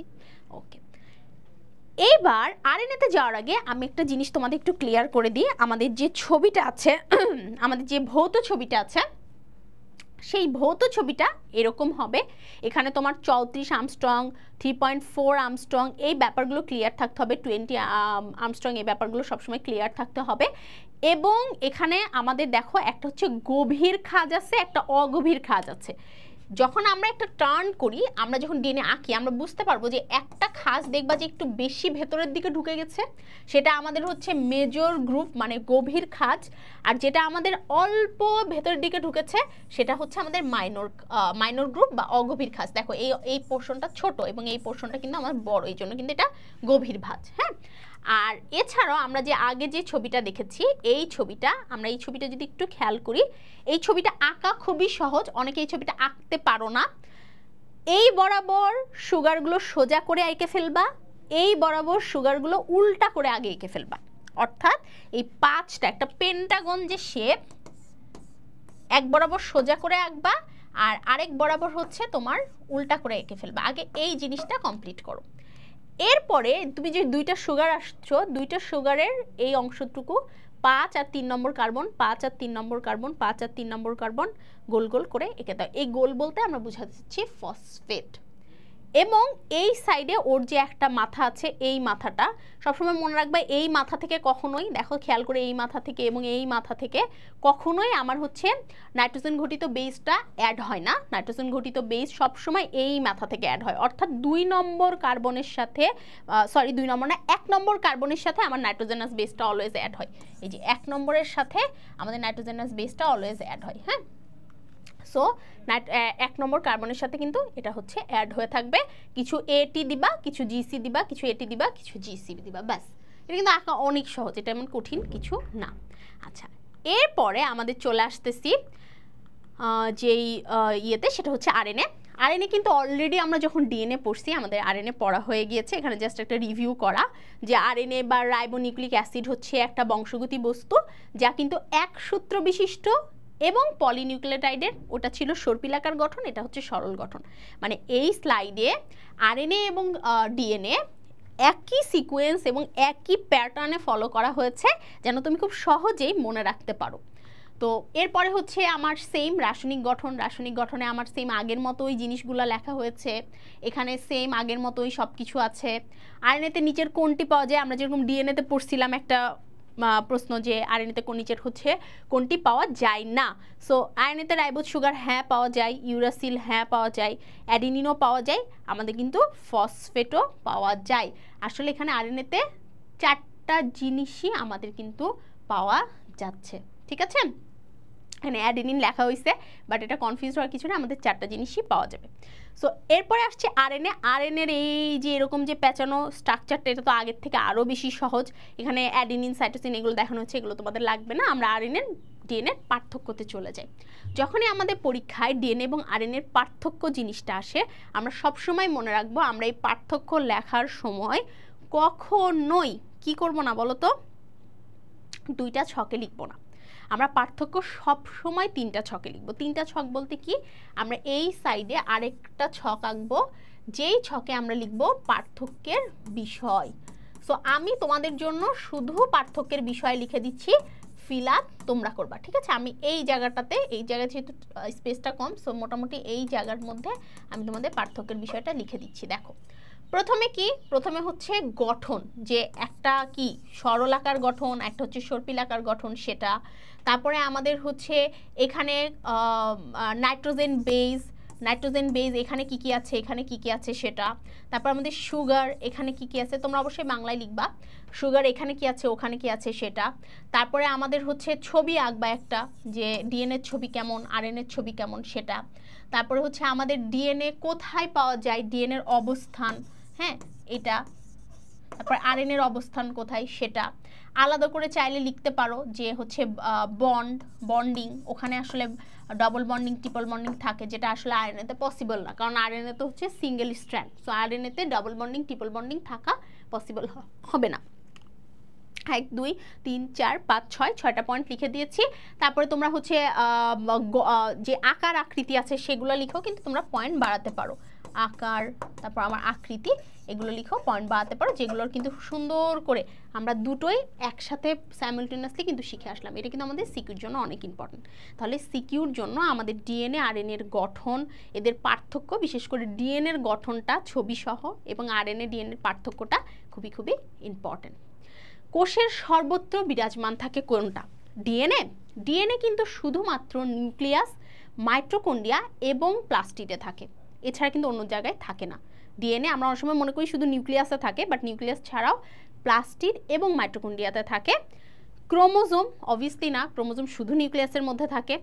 আরএনএ এবং নিউক্লিয়াস তো শুধু এক জায়গায় থাকতেছে, আর আরএনএ যেটা, এই আরএনএটা আমাদের হচ্ছে কোষের সব জায়গায় আসলে থাকে। আরএনএ আমাদের রাইবোজোমের মধ্যেও থাকে, মাইটোকন্ড্রিয়া প্লাস্টিডেও থাকে, নিউক্লিয়াসেও থাকে, এছাড়া অনেক সময় কোষের মধ্যে ছড়ানো ছিটানোভাবেও আরএনএটা আমাদের থাকে, ঠিক আছে।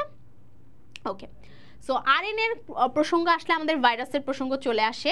এই পৃথিবীতে জীব এবং জড়র মাঝখানে একটা জিনিস আছে, যে হচ্ছে আমাদের ভাইরাস, যার 50% ক্যারেক্টার জীবের মতো এবং 50% ক্যারেক্টার জড়র মতো। সো এই মানে আমাদের যেই ভাইরাস, এই ভাইরাসে হয় আরএনএ থাকে, নয়তো ডিএনএ থাকে, যেরকম করোনা ভাইরাস ছিল আরএনএ ভাইরাস।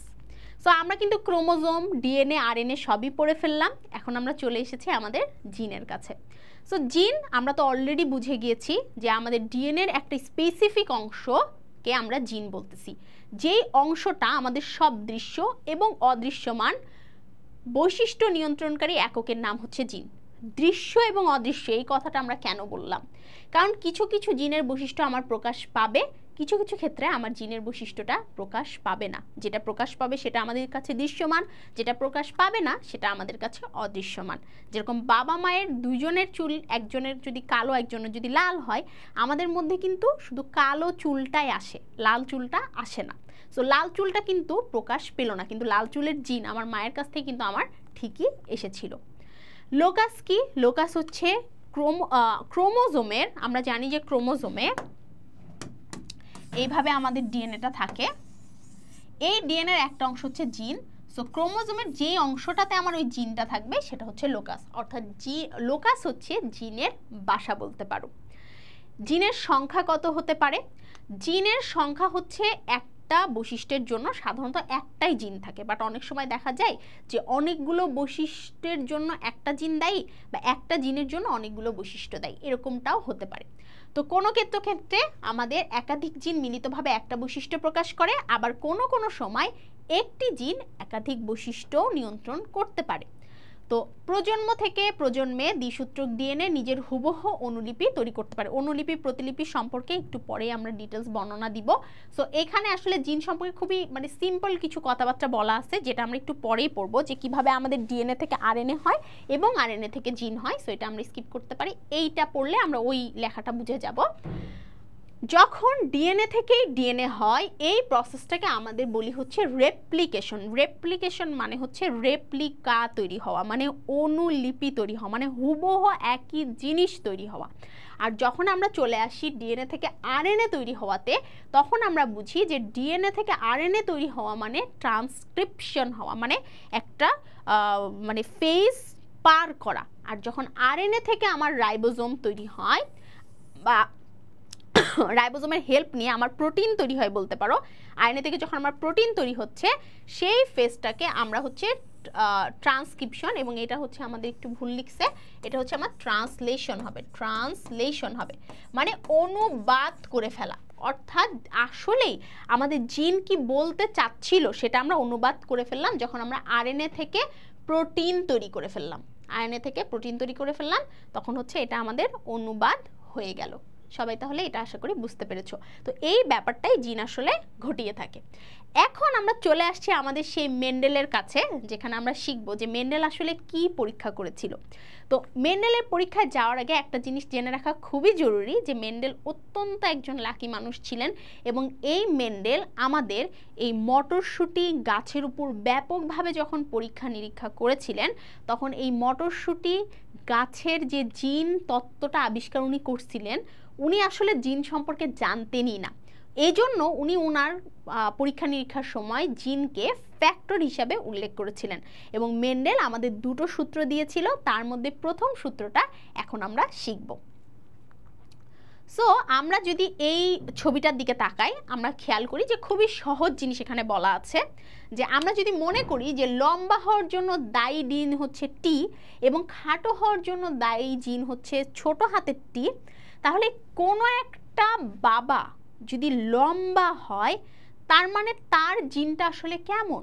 তার জিনটা আসলে অবশ্যই এমন, সে লম্বা বাবা যেহেতু।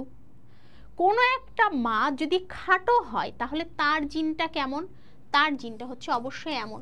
এখন প্রশ্ন আসতে পারে, আপু আপনি তো একটা জিন বলেছেন, এখানে দুটো করে করে জিন কেন লিখছেন? কারণ আমরা জানি না যে আমরা হচ্ছে ডিপ্লয়েড, ঠিক একইভাবে মটরশুঁটি গাছও আমার ডিপ্লয়েড।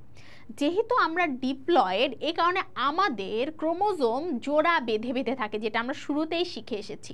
আর ক্রোমোজোম যখনই জোড়া বাঁধছে, তার মানে জিনও জোড়া বাঁধবে, কারণ ক্রোমোজোমেই তো আমার জিনটা থাকে। সো এই কারণেই জিনগুলো সবসময় জোড়া বেঁধে বেঁধে থাকবে কোনো একটা জীবে। কিন্তু প্রশ্ন আসতে পারে যে যদি আমরা এরকম একটা জীব পাই যেখানে একটা মানে বৈশিষ্ট্য হচ্ছে আমার বড় হাতের টি, মানে একটা লম্বা হওয়ার বৈশিষ্ট্য, আর একটা বৈশিষ্ট্য হচ্ছে ছোট হাতের টি, যেটা হচ্ছে আমার খাটো হওয়ার বৈশিষ্ট্য, সেক্ষেত্রে আসলে কি ঘটনা ঘটবে আমরা চলো দেখি। আমাদের দুটো জিন যখন একটা মানে দুটো ভিন্ন বৈশিষ্ট্যের কথা বলে, তখন যেই বৈশিষ্ট্যটা আমার প্রকট, সেই বৈশিষ্ট্যটা প্রকাশ পায়। এবং মটরশুঁটির ক্ষেত্রে পরীক্ষা নিরীক্ষা করে দেখা গিয়েছে যে আমাদের এই বড় হাতের টি বা লম্বা হওয়ার বৈশিষ্ট্যটা প্রকট ছিল এবং খাটো হওয়ার বৈশিষ্ট্যটা আমার প্রচ্ছন্ন ছিল। তার মানে এই প্রাণীটার আমার বৈশিষ্ট্যটা হচ্ছে লম্বা হওয়ার বৈশিষ্ট্যটা প্রকট এবং খাটো হওয়ার বৈশিষ্ট্যটা হচ্ছে আমার প্রচ্ছন্ন। খাটো হওয়ার বৈশিষ্ট্যটা আমার প্রচ্ছন্ন। যেহেতু ওর খাটো হওয়ার বৈশিষ্ট্যটা প্রচ্ছন্ন, তার মানে এই জীবটা কেমন হবে? প্রকট বৈশিষ্ট্যধারী হবে, অর্থাৎ লম্বা হবে। ঠিক আছে, তাহলে এখানে আমি একটা বাবা নিচ্ছি, মনে করি যে ও বাবা, বাবা হচ্ছে আমার একদম পিওর, পিওর কি বলতো, মানে পিওর মানে ওর মধ্যে কোনো মিক্সিং নাই, যেরকম ওর মধ্যে একটা মিক্সিং আছে, ঠিক আছে, একটা লম্বা একটা খাটো, ওর মধ্যে কোনো মিক্সিং নাই, ওর মধ্যে আছে একদম পিওর বৈশিষ্ট্যের দুটো বড় টি। দুটো বড় টি মানে দুজনই লম্বা, আর ওর মধ্যে আছে দুটোই ছোট টি, মানে হচ্ছে ওরা দুজনই খাটো। এবার যখন এরা জনন কোষ তৈরি করবে, আমরা শিখেছিলাম না জনন কোষে ক্রোমোজোম সংখ্যা হাফ হয়ে যায়, ক্রোমোজোম অর্ধেক হয়ে যায়, তাহলে ক্রোমোজোম হাফ হইলে জিনও আমার অর্ধেক হয়ে যাবে। অর্থাৎ যদি আমার জিন জোড়া বেঁধে যে জিন ছিল সেই জিনগুলো এখন একটা কোষে আমার এরকম জিন চলে যাবে। আমার কিন্তু একটা কোষে দুটো জিন যাইতে পারবে না। একটা কোষ বলতে আমি বুঝাতে চাচ্ছি জনন কোষ। তো জনন কোষে আমাদের যে কোনো একটা জিন যাবে। সো জনন কোষ বা গ্যামিটে আমরা দেখতে পাচ্ছি যে কোনো একটা জিন গেছে, যে কোনো একটা জিন গেছে, জনন কোষ বা গ্যামিটে যে কোনো একটা জিন গেছে। এখন এই একটা জিন মানে যখন আমরা মিলিত হবে তখন আমরা এরকম একটা কিছু পাবো। সো আমরা এরকম একটা কিছু পাইছি এবং আমরা জানি যে এরা সবাই কি ছিল, এরা সবাই ছিল হচ্ছে আমার লম্বা। এখন আমি যদি একটু চিন্তা করি যে আমি দুটোই যখন লম্বা জীব নিলাম, দুটোই যখন লম্বা জিন নিলাম, এদের মধ্যে যদি আমি ক্রস করাই তাহলে দেখো এখান থেকে আমি এরকম একটা গ্যামিট পাবো, এখান থেকে আমি এরকম একটা গ্যামিট পাবো, আবার এখান থেকে আমি এরকম একটা গ্যামিট পাবো, এখান থেকে আমি এরকম একটা গ্যামিট পাবো। এখন এ যদি মনে করো মা আর ও যদি আমার বাবা হয়, তাহলে আমরা এক্ষেত্রে একটা ছক কেটে এই জিনিসটা শিখব।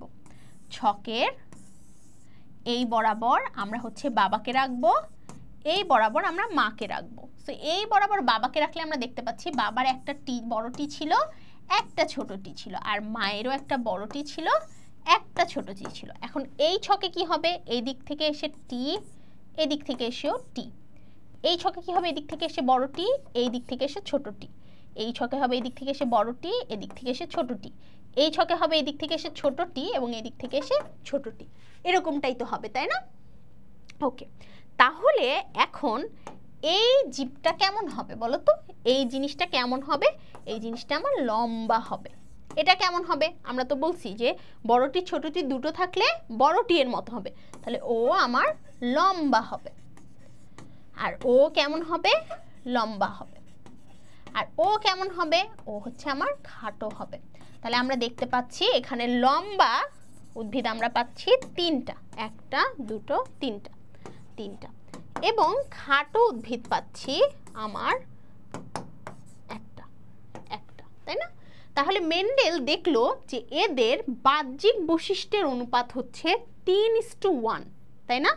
কখন? যখন আমাদের জেনারেশন 2 এর কাছে আসলো, তখন জেনারেশন 2 এর কাছে এসে দেখলো যে আমাদের 3:1 হইলো, যেটা ফেনোটাইপ। ফেনোটাইপ মানে কি? মানে বাহ্যিক বৈশিষ্ট্যকে আমরা ফেনোটাইপ বলি। হ্যাঁ, আচ্ছা, এখন এটা দ্বারা আসলে কি প্রমাণিত হলো? এটা দ্বারা এটা প্রমাণিত হলো যে এই যে বাবা মায়ের মধ্যে মিলনের ফলে যে জীবটা তৈরি হয়েছিল, এই জীবটা আমাদের লম্বা ছিল। এখন পরবর্তীতে যখন দুটোই লম্বা জীবের মধ্যে ক্রস করাইছি, এই যে এটাও কিন্তু লম্বা এটাও লম্বা, তখন একটা খাটো জীব পাওয়া গেছে। এখান থেকে মেন্ডেল বলল যে বৈশিষ্ট্যগুলো আসলে হারাই যায় না, এটা এক বংশ পরে আবার ফেরতও আসতে পারে। যেমন দেখো, মনে করো তোমার দাদা বা দাদির কোনো একটা খুবই ভালো বৈশিষ্ট্য ছিল যেটা তোমার বাবা মায়ের মধ্যে যায় নাই, কিন্তু তোমার মধ্যে চলে আসলো। তাহলে আমরা বলতে পারি না যে এই যে আমাদের বৈশিষ্ট্যগুলো আসলে হারাই যায় না বা মিক্স হয়ে যায় না, আমাদের বৈশিষ্ট্যগুলো পাশাপাশি থাকে এবং বংশের পরে আমাদের এটা চলে আসে। আমি তোমাদেরকে রিকোয়েস্ট করব যে কোনো আমাদের হচ্ছে এই মানে ব্যাপারগুলো আমরা সবসময় ছক কেটে শিখব। ছক কেটে শিখলে আমাদের জন্য ইজি হবে। আমরা যদি এইভাবে দাগাদাগি করে এইভাবে শিখতে যাই তাহলে আমাদের অনেক সময় ভুল হয়ে যাওয়ার একটা পসিবিলিটিস থাকে। ঠিক আছে? ওকে, সো এইবার আমরা চলে আসি, এখানে একটা এমসিকিউ ছিল, এটা দরকার নাই। সো এবার আমরা চলে আসি আমাদের মেন্ডেলের যে সূত্রটা শিখলাম, এটা আমাদের একটু পরে এটা আমরা আরও ব্রডার অ্যাপ্লিকেশন দেখবো, আমরা আর একটু ইন ডিটেলসের অ্যাপ্লিকেশন একটু পরেই দেখবো। তার আগে খুব একটা শর্ট জিনিস শিখে ফেলি, সে হচ্ছে ডিএনএ অনুলিপি, মানে ডিএনএ কীভাবে, মানে ডিএনএর একটা অণু থেকে কীভাবে আরেকটা অণু তৈরি হয় তাকে আমরা অনুলিপি বা রেপ্লিকেশন বলি, সেই প্রসেসটা আমরা শিখব। সো ডিএনএ অর্ধ সংরক্ষণশীল বা সেমি কনজারভেটিভ মডেলে আমার তার ডিএনএটা তৈরি করে। অর্ধ সংরক্ষণশীল মানে হাফ কনজার্ভ থাকে, হাফ নতুন তৈরি করে। যেরকম এই ছবিটাতে আমরা দেখতে পাচ্ছি যে ওর হাফ হচ্ছে আগের প্যারেন্টের মতো, গোলাপিটা ওর প্যারেন্টের মতো থেকে গেছে এবং নীলটা ও নতুন তৈরি করছে। এখন এই প্রসেসটা কিভাবে ঘটে? এই প্রসেসটা খুবই সহজভাবে ঘটে, মানে আমাদের বইতে এটা খুবই সহজভাবে দেওয়া আছে। আসলে এই প্রসেসটাতে অনেক কিছু লাগে যেটা আমরা পরবর্তীতে বড় হলে জানবো, আপাতত আমরা খুবই সহজভাবে এটা শিখবো। সো এই পদ্ধতিতে হাইড্রোজেন বন্ধন ভেঙে গিয়ে দুটি সূত্র আলাদা হয়ে পড়ে। তাহলে আমরা প্রথম পয়েন্টের নাম কি দিতে পারি? 1 নম্বর পয়েন্টের নাম কি দিতে পারি? হাইড্রোজেন বন্ধন ভাঙন। হাইড্রোজেন বন্ধন ভাঙন। আমরা দেখলাম যে হাইড্রোজেন বন্ধন আমার হচ্ছে ভেঙে গেল, কারণ ডিএনএ আমার হচ্ছে এভাবে ভাঙতে হবে। সো এইখানটায় আমাদের হাইড্রোজেন বন্ধনটা ভেঙে গেল। 2 নম্বরে যখন এটা ভেঙে যায় তখন এর সাথে যে টি ছিল, জি এর সাথে যে সি ছিল, এইগুলো হচ্ছে আমার আলাদা হয়ে যাচ্ছে। এইগুলো আমার সব আলাদা হয়ে যাচ্ছে। এইগুলো যখন আলাদা হয়ে গেল তখন যে ঘটনা ঘটলো, এখানে যদি আমার এ থাকে, এখন এখানে নতুন করে একটা টি তৈরি হওয়া শুরু হলো, এবং এখানে যদি জি থাকে তাহলে এখানে আমার নতুন করে একটা সি তৈরি হওয়া শুরু হলো। তার মানে ডিএনএর দুটি সূত্রের ভিতরে একটি পুরাতন সূত্র থেকে গেল, আরেকটা নতুন করে সূত্র এই জায়গাতে আমার তৈরি হতে শুরু করলো। তাহলে আমরা ডিএনএর দুটি সূত্রের ভিতরে একটা পুরাতন সূত্র থেকে যাবে, আর একটা হচ্ছে নতুন সূত্র শুরু হবে, তাই না? তাহলে আমরা যদি যাই যে আমাদের অনুলিপি প্রক্রিয়াটা আসলে কিভাবে হয়, তাহলে আমরা বলতে পারি প্রথম হচ্ছে হাইড্রোজেন বন্ধন ভাঙন, দ্বিতীয়ত হচ্ছে নিউক্লিওটাইডগুলো বিচ্ছিন্নকরণ, এবং তৃতীয়ত হচ্ছে নতুন সূত্র গঠন। এই 3টা পয়েন্ট দিয়ে আপাতত তোমরা ডিএনএ অনুলিপন প্রক্রিয়াটা সুন্দর করে লিখে ফেলতে পারো। এত মানে ইন ডিটেলস যেটা আছে সেগুলো আপাতত আমাদের লাগবে না। এখানে অনেক এনজাইমের নাম আছে, হেলিকেজ এনজাইম আমাদের ভাঙতে সাহায্য করে, এটা সেটা আর অনেক ডিটেলস কথাবার্তা আছে, বাট আমরা মাত্র 3 লাইনে শিখব হাইড্রোজেন বন্ধন ভাঙন, 2 নম্বর নিউক্লিওটাইড সমূহ বিচ্ছিন্নকরণ, এবং 3 নম্বর হচ্ছে আমাদের পরিপূরক সূত্র গঠন। ব্যাস, এটা ডিটেলসটা লিখে দিলেই হয়ে যাবে। পিসিআর এর মূল উদ্দেশ্য কি? পিসিআর মানে কি? পিসিআর মানে হচ্ছে পলিমারেজ চেইন রিঅ্যাকশন। এই যে আমাদের পলিমারেজ চেইন রিঅ্যাকশন হচ্ছে, এটা কি আসলে? এটা আসলে একটা ডিএনএ থেকে আরেকটা ডিএনএ, আরেকটা থেকে আরেকটা, আরেকটা থেকে আরেকটা, এইভাবে এটা চেইন আকারে চলতেই থাকা একটা রিঅ্যাকশন, যেটা পলিমারেজ এনজাইমের সহায়তায় হয়। এই কারণে এটার নাম পলিমারেজ চেইন রিঅ্যাকশন। তার মানে এটার কাজ হচ্ছে ডিএনএ সংখ্যা বৃদ্ধি করা, কারণ আমরা দেখছি না এটা চেইন আকারে চলতে চলতে ডিএনএ সংখ্যাগুলো অনেক বাড়াই দিতেছে। তো এরপরে এই ডিএনএ টেস্ট জিনিসটা কি? যখন আমরা হচ্ছে এই ডিএনএ টেস্ট করতে যাচ্ছি, তখন যে ঘটনাটা আমাদের ঘটতেছে যে ডিএনএ টেস্ট করলে আমরা আমার ডিএনএর সাথে আমার বাবার ডিএনএর সর্বাধিক মিল পাওয়া পসিবল, আমার মায়ের ডিএনএর সর্বাধিক মিল পাওয়া পসিবল। এইটা করে আমি আসলে আমার বাবা মায়ের বাচ্চা কিনা এটা আমি জানতে পারবো, অর্থাৎ পিতৃত্ব মাতৃত্ব নির্ধারণকরণে আমাদের ডিএনএ টেস্টটা কাজে লাগে। এছাড়াও কোনো একটা অপরাধী ব্যক্তি কোনো একটা জায়গায় গেছিল, মনে করো তার চুলটা ওই জায়গায়ও ফেলে রেখে আসছে, এই যে চুলটা ফেলে রেখে আসছে, এবং আমি সন্দেহ করছি যে ওই দিন ওই সময়ে ওই জায়গায় 10 জন ব্যক্তি থাকতে পারে, তাহলে ওই 10 জন ব্যক্তির ডিএনএ টেস্ট করলে এবং ওই চুলের ডিএনএ টেস্ট করলে দুটো যদি একসাথে মিলে যায়, তাহলে আমি বলতে পারি যে হ্যাঁ এই ব্যক্তি অপরাধী, মানে 10 জনের মধ্যে যে একজন ব্যক্তি অপরাধী। তাহলে এটাও আমরা ডিএনএ টেস্টের মাধ্যমে হচ্ছে করতে পারতেছি। সো এইগুলাই হচ্ছে ডিএনএ টেস্টের মানে উপকারিতা, মানে যেটা হচ্ছে পসিবল যে ব্যাপারগুলো আছে সেগুলো আমরা পড়লাম। সো এরপরে আমাদের এই যে ডিএনএ টেস্টে আমাদের কোন কোন জিনিস হচ্ছে লাগে, সেটা আছে ব্যক্তির হাড়, দাঁত, চুল, রক্ত, লালা, এই সকল জিনিসগুলো আমরা হচ্ছে ডিএনএ টেস্টের ক্ষেত্রে ব্যবহার করতে পারি। সো ডিএনএ টেস্টের পরে আমরা যে জায়গায় চলে আসব, আমাদের হচ্ছে লিঙ্গ নির্ধারণের কাছে চলে আসবো। এটা আমাদের খুবই খুবই গুরুত্বপূর্ণ, লিঙ্গ নির্ধারণ যে টপিকটা সেটা। মানব দেহে আমরা সবাই জানি 23 জোড়া বা 46টা ক্রোমোজোম আছে। এই 46টা ক্রোমোজোমের মধ্যে 22 জোড়া হচ্ছে বা 44টা ক্রোমোজোম হচ্ছে অটোজোম, মানে দ্বারা দেহের বিভিন্ন রকমের কাজ করে, এবং 1 জোড়া ক্রোমোজোম হচ্ছে সেক্স ক্রোমোজোম। তাহলে 44 জোড়া অটোজোম প্লাস যদি এক্স ওয়াই হয়, মানে ক্রোমোজোমে যদি একটা ক্রোমোজোম এক্স হয় একটা ক্রোমোজোম যদি ওয়াই হয়, তার মানে ও ছেলে। অর্থাৎ ছেলেদের বডিতে এক্স এবং ওয়াই দুটো ক্রোমোজোম থাকে, এটাই নির্ধারণ করে যে ও ছেলে। আর মেয়েদের ক্ষেত্রে 22টা অটোজোম এবং হচ্ছে এক্স এক্স ক্রোমোজোম থাকে, যেটা নির্ধারণ করে ও মেয়ে। এখন এই এক্স এবং ওয়াই উভয় ধরনের ক্রোমোজোমই আকৃতিতে লম্বা এবং রডের মতো, তবে ওয়াই ক্রোমোজোম এক্স ক্রোমোজোমের থেকে হচ্ছে আমার ছোট। আমরা একটু আগেই পড়ে আসছি, এখন আমরা ডিপ্লয়েড হ্যাপ্লয়েড একটু ডিটেলস কনসেপ্টে যাব।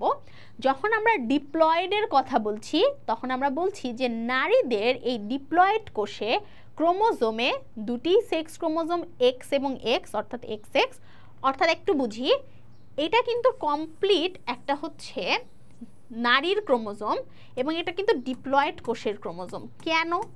কারণ এখানে কিন্তু 46টা ক্রোমোজোম আছে। তুমি সহজে বুঝবা, যখনই 46টা ক্রোমোজোম দ্যাট মিনস এটা ডিপ্লয়েড, আর যখন হচ্ছে মানে আমার 46 বাদ দিয়ে 23টা ক্রোমোজোম তখন সেটা হ্যাপ্লয়েড। তাহলে ডিপ্লয়েড কোষে আমার কিন্তু দুটো এক্স ক্রোমোজোমই থাকে এবং ছেলেদের ক্ষেত্রে ডিপ্লয়েড কোষে এক্স এবং ওয়াই দুটো ক্রোমোজোম আমার থাকে। কিন্তু এরাই যখন আমার হচ্ছে তৈরি করে ফেলে, আমাদের যখন জনন কোষ তৈরি করে ফেলে, তখন আমাদের বিন্যাসটা কেমন হবে? তখন কিন্তু আমাদের ওই যে 44 জোড়া থেকে আমাদের হচ্ছে 22টা ক্রোমোজোম প্লাস হয় এক্স অথবা 22টা ক্রোমোজোম প্লাস হয় ওয়াই। এটা কার ক্ষেত্রে? এটা হচ্ছে ছেলেদের ক্ষেত্রে। অর্থাৎ শুক্রাণু দেখতে হয় এমন অথবা এমন, কারণ ছেলেদের বডির যে জননকোষ সেটাকে আমরা শুক্রাণু বলি। আর মেয়েদের ক্ষেত্রে সেটা দেখতে হয় 22 plus x, 22 plus x plus x, অর্থাৎ দুটোই হচ্ছে আমার সেম থাকবে। সেটাই কিন্তু লেখা আছে ডিম্বাশয়ে ডিম্বাণু তৈরি করার সময় যখন মিওসিস বিভাজন ঘটে তখন প্রতিটি ডিম্বাণু ক্রোমোজোমের সাথে একটা করে এক্স লাভ করছে। দেখো তাহলে মোট কয়টা ক্রোমোজোম? এখানে 23টা ক্রোমোজোম, এখানেও কিন্তু মোট 23টা ক্রোমোজোম, কারণ এক্স আর ওয়াইও কিন্তু একটা ক্রোমোজোম। আর পুরুষদের দেহে কিন্তু আমার এইরকম বিন্যাস আমরা পাচ্ছি। সো ডিম্বাণু পুরুষের শুক্রাণু বহনকারী, এটা যখন মিলন ঘটবে, মানে এখানে আমাদের এটা আমরা বলছি যে এটা আমাদের হচ্ছে ডিম্বাণু, এটা আমাদের শুক্রাণু, যখন এই দুটোর আবার আমাদের মিলন ঘটে যাবে তখন আমাদের কিন্তু আবার সেম 44 প্লাস হচ্ছে হয় এক্স ওয়াই হবে অথবা 44 প্লাস এক্স এক্স হবে। যদি এক্স এক্স হয় তাহলে হচ্ছে মেয়ে, আর যদি ছেলে হয় তাহলে এক্স ওয়াই হবে। ঠিক আছে, এখন আমরা কিছু কিছু সেক্স লিঙ্ক ডিসঅর্ডার বা কিছু সেক্স ক্রোমোজোম রিলেটেড কিছু অসুখ পড়ব, মানে যে অসুখটা আমাদের সেক্স ক্রোমোজোমের কারণে হয়েছে এরকম হচ্ছে আমরা কিছু অসুখ পড়ব। সো এই অসুখটার প্রথম একটা প্রশ্ন আসতে পারে যে এক্স এবং ওয়াই এই দুটার মধ্যে আসলে কে সেই অসুখটা বহন করবে। দেখা গেছে বিভিন্ন গবেষণা করে এক্স এবং ওয়াইয়ের মধ্যে ম্যাক্সিমাম ক্ষেত্রে আমার ওয়াই এই অসুখটা বহন করছে, অর্থাৎ ওয়াইয়ের সমস্যার কারণে এটা হয়েছে। কেন? কারণ ওয়াই তো একে তো হচ্ছে আকারে আমার হচ্ছে মানে সরি আমি একটু ভুল বলছি, সেটা হচ্ছে এক্স এবং ওয়াইয়ের মধ্যে ওয়াই যেহেতু আকৃতিতে খুবই ছোট এবং এতে জিনের সংখ্যাও কম থাকবে, সেজন্য বেশিরভাগ সেক্স লিঙ্ক অসুখই আমাদের এক্স ক্রোমোজোম বহন করবে। বেশিরভাগ সেক্স লিঙ্ক অসুখই কোন ক্রোমোজোম বহন করবে? এক্স, কারণ ওয়াইটা ছোট এবং ওয়াইয়ের আকৃতিটাও ছোট। ঠিক আছে, সব কিছু মানে জিন টিন সব কিছু ছোট। তাহলে এক্স ক্রোমোজোম যদি বহন করে, এক্স ক্রোমোজোম আমরা মেয়ের শরীরেও আছে ছেলের শরীরেও আছে, যেহেতু আমাদের দুই জায়গাতে আমাদের এক্স ক্রোমোজোমটা আছে, তার মানে এটা খুবই অবভিয়াস ব্যাপার না যে আমাদের ছেলেরাও সেক্স লিঙ্ক ডিসঅর্ডার হতে পারে, মেয়েদেরও সেক্স লিঙ্ক ডিসঅর্ডার হতে পারে। এখন আমরা প্রথম যে রোগটা শিখছি সেটা হচ্ছে কালার বর্ণাঢ্যতা বা আমাদের হচ্ছে কালার ব্লাইন্ডনেস, অর্থাৎ আমরা কোনো একটা রং শনাক্তকরণে ব্যর্থ হব আমাদের জিনের কোনো একটা বৈশিষ্ট্যের কারণে। এই জিনিসটা সহজে বুঝতে গেলে এখানে যেরকম দেখো এখানে বলা আছে যে যারা এই 74টা দেখতে পাচ্ছ, 47টা দেখতে পাচ্ছ, তাদের আসলে রোগটা নাই, বাট যারা দেখতে পাচ্ছ না তাদের আসলে রোগটা আছে। এটা বোঝার জন্য আমরা খুবই সিম্পল একটা টেকনিক ফলো করব। আমরা প্রথমে এই জিনিসটা বুঝবো, একটা স্বাভাবিক মায়ের ক্রোমোজোম কেমন, এক্স এক্স অবভিয়াস ব্যাপার, একটা স্বাভাবিক পিতার ক্রোমোজোম হচ্ছে এক্স এক্স, খুবই অবভিয়াস ব্যাপার, বাট বাহক মা যে সে কেমন হবে? বাহক মা যে সে অবভিয়াসলি এক্স এক্স সি হবে। সি বলতে আমরা বুঝে যাচ্ছি ক্যারি আর। হ্যাঁ, ও কেন বাহক মা? কারণ ওর দুটো ক্রোমোজোমে কিন্তু হচ্ছে আমার সি নাই, দ্যাটস ওয়াই ও ক্যারিয়ার। আর যে বর্ণাঢ্য তার দুটো ক্রোমোজোমেই আমার হচ্ছে সি আছে। অর্থাৎ দুটো ক্রোমোজোমের মধ্যে যদি একটা ক্রোমোজোম আমার ভালো থেকে যায়, একটা ক্রোমোজোম যদি আমার ভালো থেকে যায়, দ্যাট মিনস আমি ভালো আছি। বাট যদি দুটোই খারাপ থাকে তার মানে আমি বর্ণাঢ্য। আর বর্ণাঢ্য পিতা কেমন হবে? এমন এখন প্রশ্ন আসতে পারে, আপু কেন আমার বাহক পিতা নাই? কারণ বাহক পিতা হওয়ার অপশন নাই। যদি দুটো ক্রোমোজোমের মধ্যে একটা ক্রোমোজোম যেহেতু এক্স, সেটা যদি আমার সি হয়ে যায়, সে বর্ণাঢ্য হয়ে যাবে, কারণ আরেকটা ভালো এক্স ক্রোমোজোম এখানে আসলে নাই, সো হওয়ার সুযোগ নাই। আচ্ছা, এখন আমাদের যে জিনিসটা শিখতে হবে, আমরা এই জিনিসটা আগে মাথায় রেখে নিব। এই জিনিসটা মাথায় রাখলে আমাদের কাছে সব ইজি। এখন মনে করো আমার পরীক্ষায় প্রশ্ন আসবে যে বাহক মায়ের সাথে বর্ণাঢ্য পিতার ক্রসে কতজন সন্তান উৎপন্ন হবে এবং সন্তানগুলো আসলে কিরকম ধরনের হবে। আমি তোমাদেরকে আগেই বলেছি, আমাদের যেরকম জিনিসে আসবে না কেন আমরা খুব সুন্দর করে একটা চেকার বোর্ড আঁকবো। চেকার বোর্ডটা এঁকে আমরা বাদবাকি সব বর্ণনাটা করব। সো আমরা যদি চিন্তা করি আমরা কোনটা কোনটা নিছি, আমরা একে নিছি এবং হচ্ছে আমরা বাহক মাকে নিছি। সো আমরা যদি মাকে এই বরাবর ধরি তাহলে এখানে আমরা একটা এক্স ক্রোমোজোম পাবো, একটা এক্স সি ক্রোমোজোম পাবো। আর এই বরাবর যদি আমরা বাবাকে ধরি তাহলে এই বরাবর আমরা একটা এক্স সি ক্রোমোজোম পাবো, একটা ওয়াই ক্রোমোজোম পাবো। তাহলে এইখানে আমরা কি পাচ্ছি? এক্স এক্স সি, এখানে পাচ্ছি এক্স ওয়াই, এখানে পাচ্ছি এক্স সি এবং এখানে পাচ্ছি এক্স সি ওয়াই। এখন আমরা যেটা দেখতে পাচ্ছি, আমরা যদি চিন্তা করি যেখানে কয়টা মেয়ে আমার হচ্ছে সুস্থ, তাহলে আমি বলবো যে এখানে আমাদের হচ্ছে বাহক মেয়ে হচ্ছে আমার একটা, তারপর এটা হচ্ছে আমার বাহক মেয়ে, আমার হচ্ছে বর্ণাঢ্য মেয়ে হচ্ছে আমার একটা, তারপর হচ্ছে আমাদের এক্স ওয়াই মানে হচ্ছে সুস্থ ছেলে হচ্ছে আমার কয়টা? সুস্থ ছেলে হচ্ছে আমার একটা, এবং বর্ণাঢ্য ছেলে হচ্ছে আমার একটা। এখানকার ইকুয়েশন করলে আমরা এইরকম জিনিসটা পাই। এখন আমি যদি প্রশ্ন করি যে আমার বর্ণাঢ্য সন্তান কত পার্সেন্ট, তাহলে আমরা দেখতে পাচ্ছি বর্ণাঢ্য সন্তান আমার আছে হচ্ছে দুইটা। কয়টার মধ্যে দুটো আছে? চারটার মধ্যে দুটো আছে, মানে হাফ না। তাহলে বর্ণাঢ্য সন্তান কয়টা? 50%। বাহক সন্তান কত? বাহক সন্তান তো সবসময় বাহক বলতে আসলে মেয়েই হয়। সো বাহক সন্তান বা হচ্ছে আমার মেয়ে, বাহক সন্তান আমার একটা আছে। কয়টার মধ্যে একটা? চারটার মধ্যে একটা। চারের মধ্যে এক, মানে 1/4 গুণ যদি 100 করো তাহলে কত হবে? 25% হবে। আর সুস্থ সন্তান কয়টা? সুস্থ সন্তান কয়টা?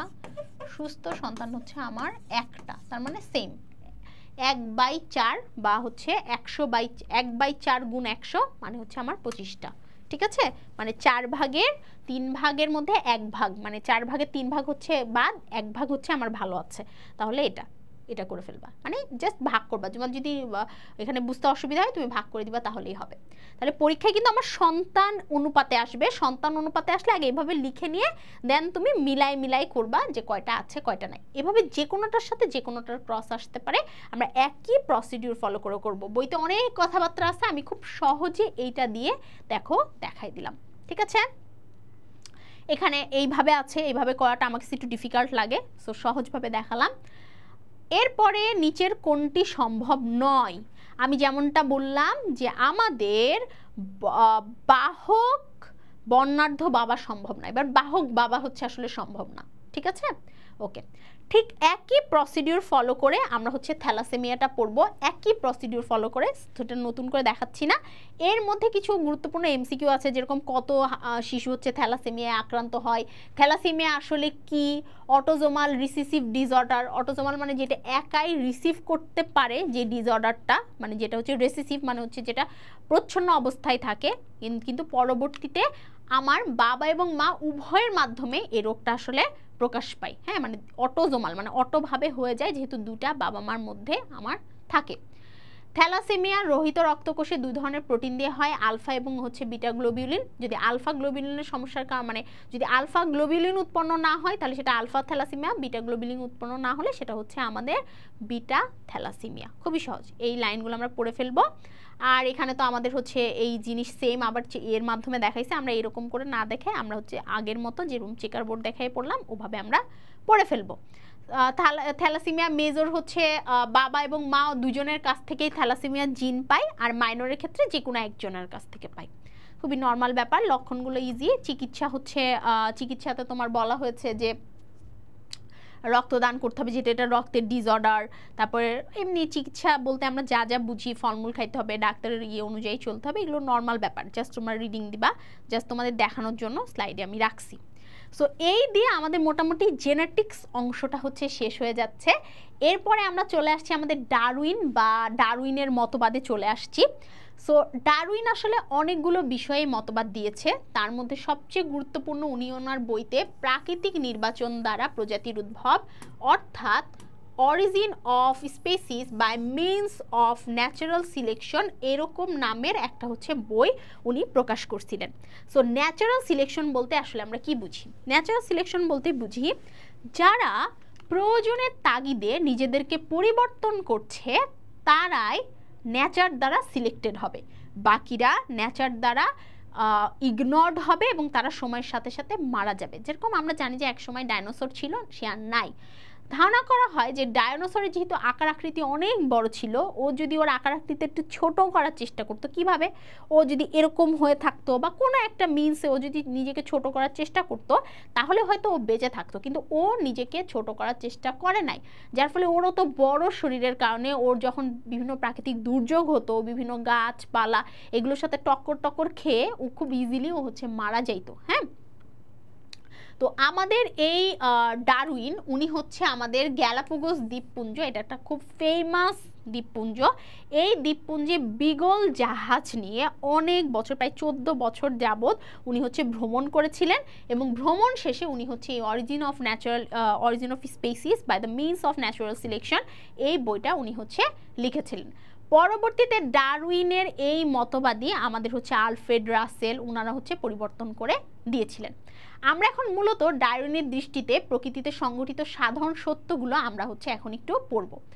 অত্যধিক হারে বংশবৃদ্ধি, সীমিত স্থান ও বাসস্থান এবং অস্তিত্বের জন্য সংগ্রাম। অস্তিত্বের জন্য সংগ্রামকে আমরা হচ্ছে 3 প্রকারে ভাগ করছি। মূলত আমরা দেখতে পাচ্ছি 5টা জিনিস আমরা এখন ডারউইন সম্পর্কে পড়ব। আমি শুধু তোমাদেরকে মানে এই অংশটা মূলত হচ্ছে রিডিং দেওয়ার অংশ। সো আমি শুধু তোমাদেরকে কনসেপ্টটা বলে যাব যে অত্যধিক হারে বংশবৃদ্ধি বলতে আমরা কি বোঝাই। তো ডারউইনের মতে অত্যধিক হারে বংশবৃদ্ধি বলতে বোঝানো হয়েছে যে এই বংশবৃদ্ধি গাণিতিক হারে বৃদ্ধি পায়। যেমন আমরা দেখতে পাচ্ছি যে একটা বীজ থেকে যদি বছরে 7,30,000 বীজ জন্মায়, এই 7,30,000 বীজ থেকে 7,30,000 সরিষা হওয়া সম্ভব। একটি স্যালমন মাছ প্রজনন ঋতুতে প্রায় কোটি কোটি ডিম পারে এবং সেই এক জোড়া হাতি থেকে উদ্ভূত সকল হাতি বেঁচে থাকলে 750 বছর হাতির সংখ্যা হবে 1 কোটি।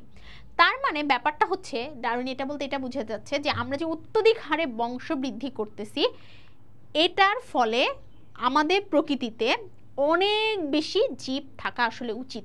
কারণ দেখা গেছে যে এই ডাটাগুলো অনুযায়ী দেখা গেছে যে এই পরিমাণ তারা বংশবৃদ্ধি করতে সম্ভব। কিন্তু যেটা হচ্ছে সীমিত খাদ্য এবং বাসস্থানের কারণে আমাদের সব জীব বেঁচে থাকতে পারছে না, যার ফলে ওরা অস্তিত্বের সংগ্রাম করছে। এখন এই অস্তিত্বের সংগ্রাম 3 রকম হতে পারে। আন্তঃপ্রজাতিক, আন্তর মাঝখানে একটা কি আছে, দেওয়াল আছে না, আছে না, আর অন্তর মাঝে কি আছে, কোনো দেওয়াল নাই, মানে অন্ত মানে ভেতরে। সো ভেতরে বলতে আমরা বুঝাই একই প্রজাতি, মানে একই জোনার ভেতরে। তুমি যদি স্কুলে মধ্যেই দাবা খেলা প্রতিযোগিতা করো তাহলে সেটা অন্ত স্কুল দাবা প্রতিযোগিতা হবে, আর তোমার স্কুলের সাথে যদি অন্য স্কুলে দাবা খেলা হয় তাহলে সেটা হচ্ছে আন্ত দাবা খেলা হবে, আন্ত দাবা খেলা। ঠিক আছে, তাহলে যদি আমাদের কোনো একটা মানে জায়গায় দুটো প্রজাতি আমার সংগ্রাম করে তাহলে সেটা আন্ত, আর যদি একই প্রজাতির মধ্যে সংগ্রাম হয় সেটা আমার হচ্ছে অন্ত। এটা অবশ্যই ইংলিশ নামটা সহ পড়তে হবে। যেরকম আমি মনে রাখতাম ইন্টারে আমরা পড়ি হচ্ছে স্কুল এবং কলেজের মাঝখানে, তো মাঝখানে একটা দেওয়াল আছে, বিদ্যালয় এবং বিশ্ববিদ্যালয়ের মাঝে একটা দেওয়াল আছে, এজন্য এটা হচ্ছে আন্ত। এরপরে পরিবেশের সংগ্রাম। অনেক সময় থাকে যে প্রজাতির সাথে না, আমাদেরকে পরিবেশের সংগ্রাম মানে পরিবেশের সাথে হচ্ছে সংগ্রাম করতে হচ্ছে, সো সেটা পরিবেশের সাথে হচ্ছে সংগ্রাম। এখন প্রকরণ বা জীবদেহে পরিবর্তন। সো এখানে মানে ডারউইন বলতে চাইছে যে পৃথিবীতে দুটি জীব কখনোই অবিকাল একই ধরনের হয় না, যত কমই হোক এদের মধ্যে কিছু না কিছু পার্থক্য থাকেই, এবং দুটি জীবের মধ্যে যে পার্থক্য দেখা যায় তাকে আমরা প্রকরণ বা পরিবৃত্তি বলি। মানে আমাদের আম একটা প্রজাতি হিসেবে আমরা ধরতে পারি, বাট আমের মধ্যে কিন্তু অনেক ভ্যারাইটি আছে, প্রকরণ আছে, ল্যাংড়া আম, আশিন আম, ফজলি আম, হাড়িভাঙা আম, এই যে বিভিন্ন ভ্যারাইটিসগুলা, হ্যাঁ, এটাই বোঝাতে চাচ্ছে আমাদের হচ্ছে প্রকরণ। আর পরিবৃত্তি বা মিউটেশন বলতে বোঝা যাচ্ছে হঠাৎ বা আকস্মিকভাবে কোনো একটা কিছুর মধ্যে চেঞ্জ হয়ে যাওয়া। প্রাকৃতিক নির্বাচন, এর আগেই যেটা বললাম, যদি আমরা এই সব কিছুর মধ্যে নিজেকে বাঁচায় রাখতে চাই তাহলে আমাদেরকে পরিবেশের সাথে খাপ খাওয়াতে হবে, প্রতিযোগিতায় টিকে থাকতে হবে, তাহলে প্রকৃতি আমাদের নির্বাচন করবে এবং প্রাকৃতিক নির্বাচনে আমরা টিকে থাকবো বা ন্যাচারাল সিলেকশনে আমরা টিকে থাকবো। এবং অনেক সময় থাকে যে নিজেকে পরিবর্তন করতে করতে এমন একটা অবস্থায় যায় যে এক প্রজাতি থেকে সম্পূর্ণ আলাদা হয়ে, মানে মনে করো আম গাছ, এতদিন আম গাছ ছিল, সে এখন সম্পূর্ণ আলাদা হয়ে জাম গাছ হয়ে গেল, মানে এটা একটা হাইপোথেটিক্যাল সিচুয়েশন বলছি, এরকম হয় না। সো ওই সময় একটা নতুন প্রজাতির উদ্ভব ঘটে যায়। সো ব্যাপারগুলো কিন্তু খুব সিকোয়েন্সিয়ালি আসলো, দেখতে পেলাম যে প্রথমে আমরা বললাম যে বেশি পরিমাণে উৎপাদন হয়, তারপর আমরা বললাম সীমিত পরিমাণে খাদ্য, তারপর আমরা বললাম সংগ্রামের পরে আমরা আসলাম যে সিলেক্টেড করছে নেচার কাকে, এরপরে সিলেক্টেড যাদেরকে নেচার করতেছে তারা নিজেদের মধ্যে অবশ্যই পরিবর্তন আনছিল এবং পরিবর্তনের কারণে তারা হচ্ছে চেঞ্জেস হয়ে গেল। সো এগুলো পুরোপুরি মানে হচ্ছে মুখস্থ করার কোনো জিনিস না, একদম রিডিং পড়ে বোঝার মতো জিনিস। তো দুটি জীবের মধ্যে প্রতিযোগিতার ক্রমচিত্র, সবুজ বিটল। আচ্ছা, এই যে সবুজ বিটল দেখো পরিবেশের সাথে খাপ খাওয়াতে পারেনি বলে ওরা সহজে মানে পাখিদের চোখে ধরা পড়ছে। এখানে দেখো সবুজরা মানে ফোকাস হচ্ছে, ওদেরকে দেখা যাচ্ছে, আর যারা এই যে বাদামি ব্রাউন কালারের তারা কিন্তু দেখতে পায় নাই, মানে পাখি ওদেরকে অত ভালোভাবে দেখতে পায় নাই, সবুজদের দেখতে পাইছে বলে ওরা খায় ফেলছে। এখন সবুজরা যদি ওরা নিজেদের কালার চেঞ্জ করতো তাহলে কিন্তু ওরা পরিবেশের সাথে খাপ খাওয়াতে পারতো এবং ওরা হারাই যেত না। ওকে, সো এখানে সেই কথাগুলোই আবার বলা আছে, মূল প্রজাতি থেকে পৃথক হয়ে যাওয়ার ফলে সংকরায়নের ফলে মানে কি কি কারণে এগুলো হতে পারে সেটা। সো গ এবং ঘ এর জন্য আমাদের ইম্পর্টেন্ট হচ্ছে ডারউইনের মতবাদ ব্যাখ্যা করো। ডারউইনের মতবাদ ব্যাখ্যা করা আসলে আমরা এতক্ষণ যে পয়েন্টগুলো পড়লাম, এই যে নতুন প্রজাতি কেন উৎপন্ন হয়, তিনটা পয়েন্ট, যে পৃথক হয়ে যাওয়ার কারণে, সংকরায়নের কারণে। সংকরায়নটা কি, এই যে একটু আগে আমরা যেটা পড়লাম যে মূল প্রজাতি থেকে পৃথক হওয়ার কারণে নতুন কিছুর উদ্ভব হতে পারে। সংকরায়ন হচ্ছে হাইব্রিডাইজেশন, যেমন মনে করো যে ক্যাপসিকামের মধ্যে কি টমেটো আর মরিচ দুটোরই একটা কম্বিনেশন আছে না, সো আমরা বলতে পারি না যে টমেটো এবং মরিচ সংকরায়ন করলে ক্যাপসিকাম হয়, তাহলে ক্যাপসিকাম একটা নতুন প্রজাতি তৈরি হয়েছে। তারপরে 3 নম্বর হচ্ছে সংকরায়ন প্রজাতির কোষ বিভাজনের সময় ঘটনাক্রমে ক্রোমোজোম সংখ্যা বৃদ্ধি করলে। এই কনসেপ্টটা তোমরা বড় হইলে আরও ডিটেলসে জানবা, বাট আপাতত বোঝো তোমার বডিতে 46টা ক্রোমোজোম ছিল, এই 46টা ক্রোমোজোম হঠাৎ বেড়ে গেল, ডাবল হয়ে গেল, হ্যাঁ, প্লয়েডি লেভেল বেড়ে গেল, মানে হ্যাপ্লয়েড ডিপ্লয়েডকে এখন পলিপ্লয়েড বলতে হচ্ছে, মানে এখানে মনে করো 3 গুণ 46টা হয়ে গেল। সো এইটার কারণেও কিন্তু নতুন একটা প্রজাতি উদ্ভব ঘটবে, কারণ যার ক্রোমোজোম সংখ্যা 46 না, সে কিন্তু মানুষ না, সে কিন্তু অন্য কিছু। সো এইগুলোর কারণে কিন্তু আমাদের নতুন প্রজাতির উদ্ভব ঘটে। সো ডারউইনের মতবাদ ব্যাখ্যা করো, এরকম প্রশ্ন যদি গ এবং ঘতে আসে তাহলে আমরা যেটা করব, আমরা শুধু এই পয়েন্টগুলো মনে রাখবো এবং পয়েন্টের আন্ডারে বর্ণনাটা সম্পূর্ণ রিডিং পড়ে নিজেদের মতো নিজে লিখব। যদিও এই অংশ থেকে আসলে আমাদের মানে গ এবং ঘ এটা আসার সম্ভাবনা হচ্ছে একটু কম আছে, হ্যাঁ, কারণ এখানে জেনেটিক্স থেকে অনেক কিছু আছে। তো কয়ের জন্য আমরা এই কোশ্চেনগুলো পড়বো, আমরা যেগুলো দেখতেছি এতক্ষণ ধরে পড়েছি, বংশগতি কি, বংশগতি বিদ্যা কি, ডিএনএ আরএনএ কি, জিন কি, লোকাস কাকে বলে, ডিএনএ অনুলিপন কি, এরকম 1 মার্কের জন্য চলে আসতে পারে। অটোজোম কি, অটোজোম হচ্ছে ক্রোমোজোম, সেই ক্রোমোজোম দ্বারা দেহ গঠনে অংশ নেয়, আর সেক্স ক্রোমোজোম হচ্ছে দ্বারা লিঙ্গ নির্ধারণে অংশ নেয়।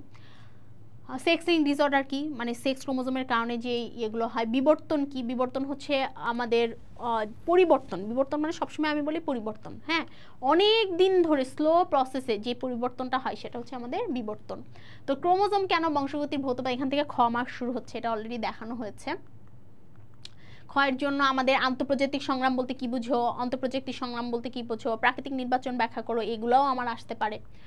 তারপরে গ এবং ঘয়ের জন্য খুবই গুরুত্বপূর্ণ ডিএনএর গঠন, ডিএনএ গঠনের ডিটেলস এখানে আবার দেখানো হয়েছে, আরএনএ গঠন, তারপরে আমাদের ডিএনএ আরএনএ পার্থক্য, মেন্ডেলের প্রথম সূত্র, অনুলিপন প্রক্রিয়া, ডিএনএ টেস্ট, তারপরে আমাদের মানুষের লিঙ্গ নির্ধারণ, এছাড়া হচ্ছে কালার ব্লাইন্ডনেসের বিভিন্ন অংশ আসতে পারে, থ্যালাসেমিয়া বর্ণনা করো, এগুলো আসতে পারে, এবং ডায়নের মতবাদ যেটা বললাম সেটা তো আসতেই পারে।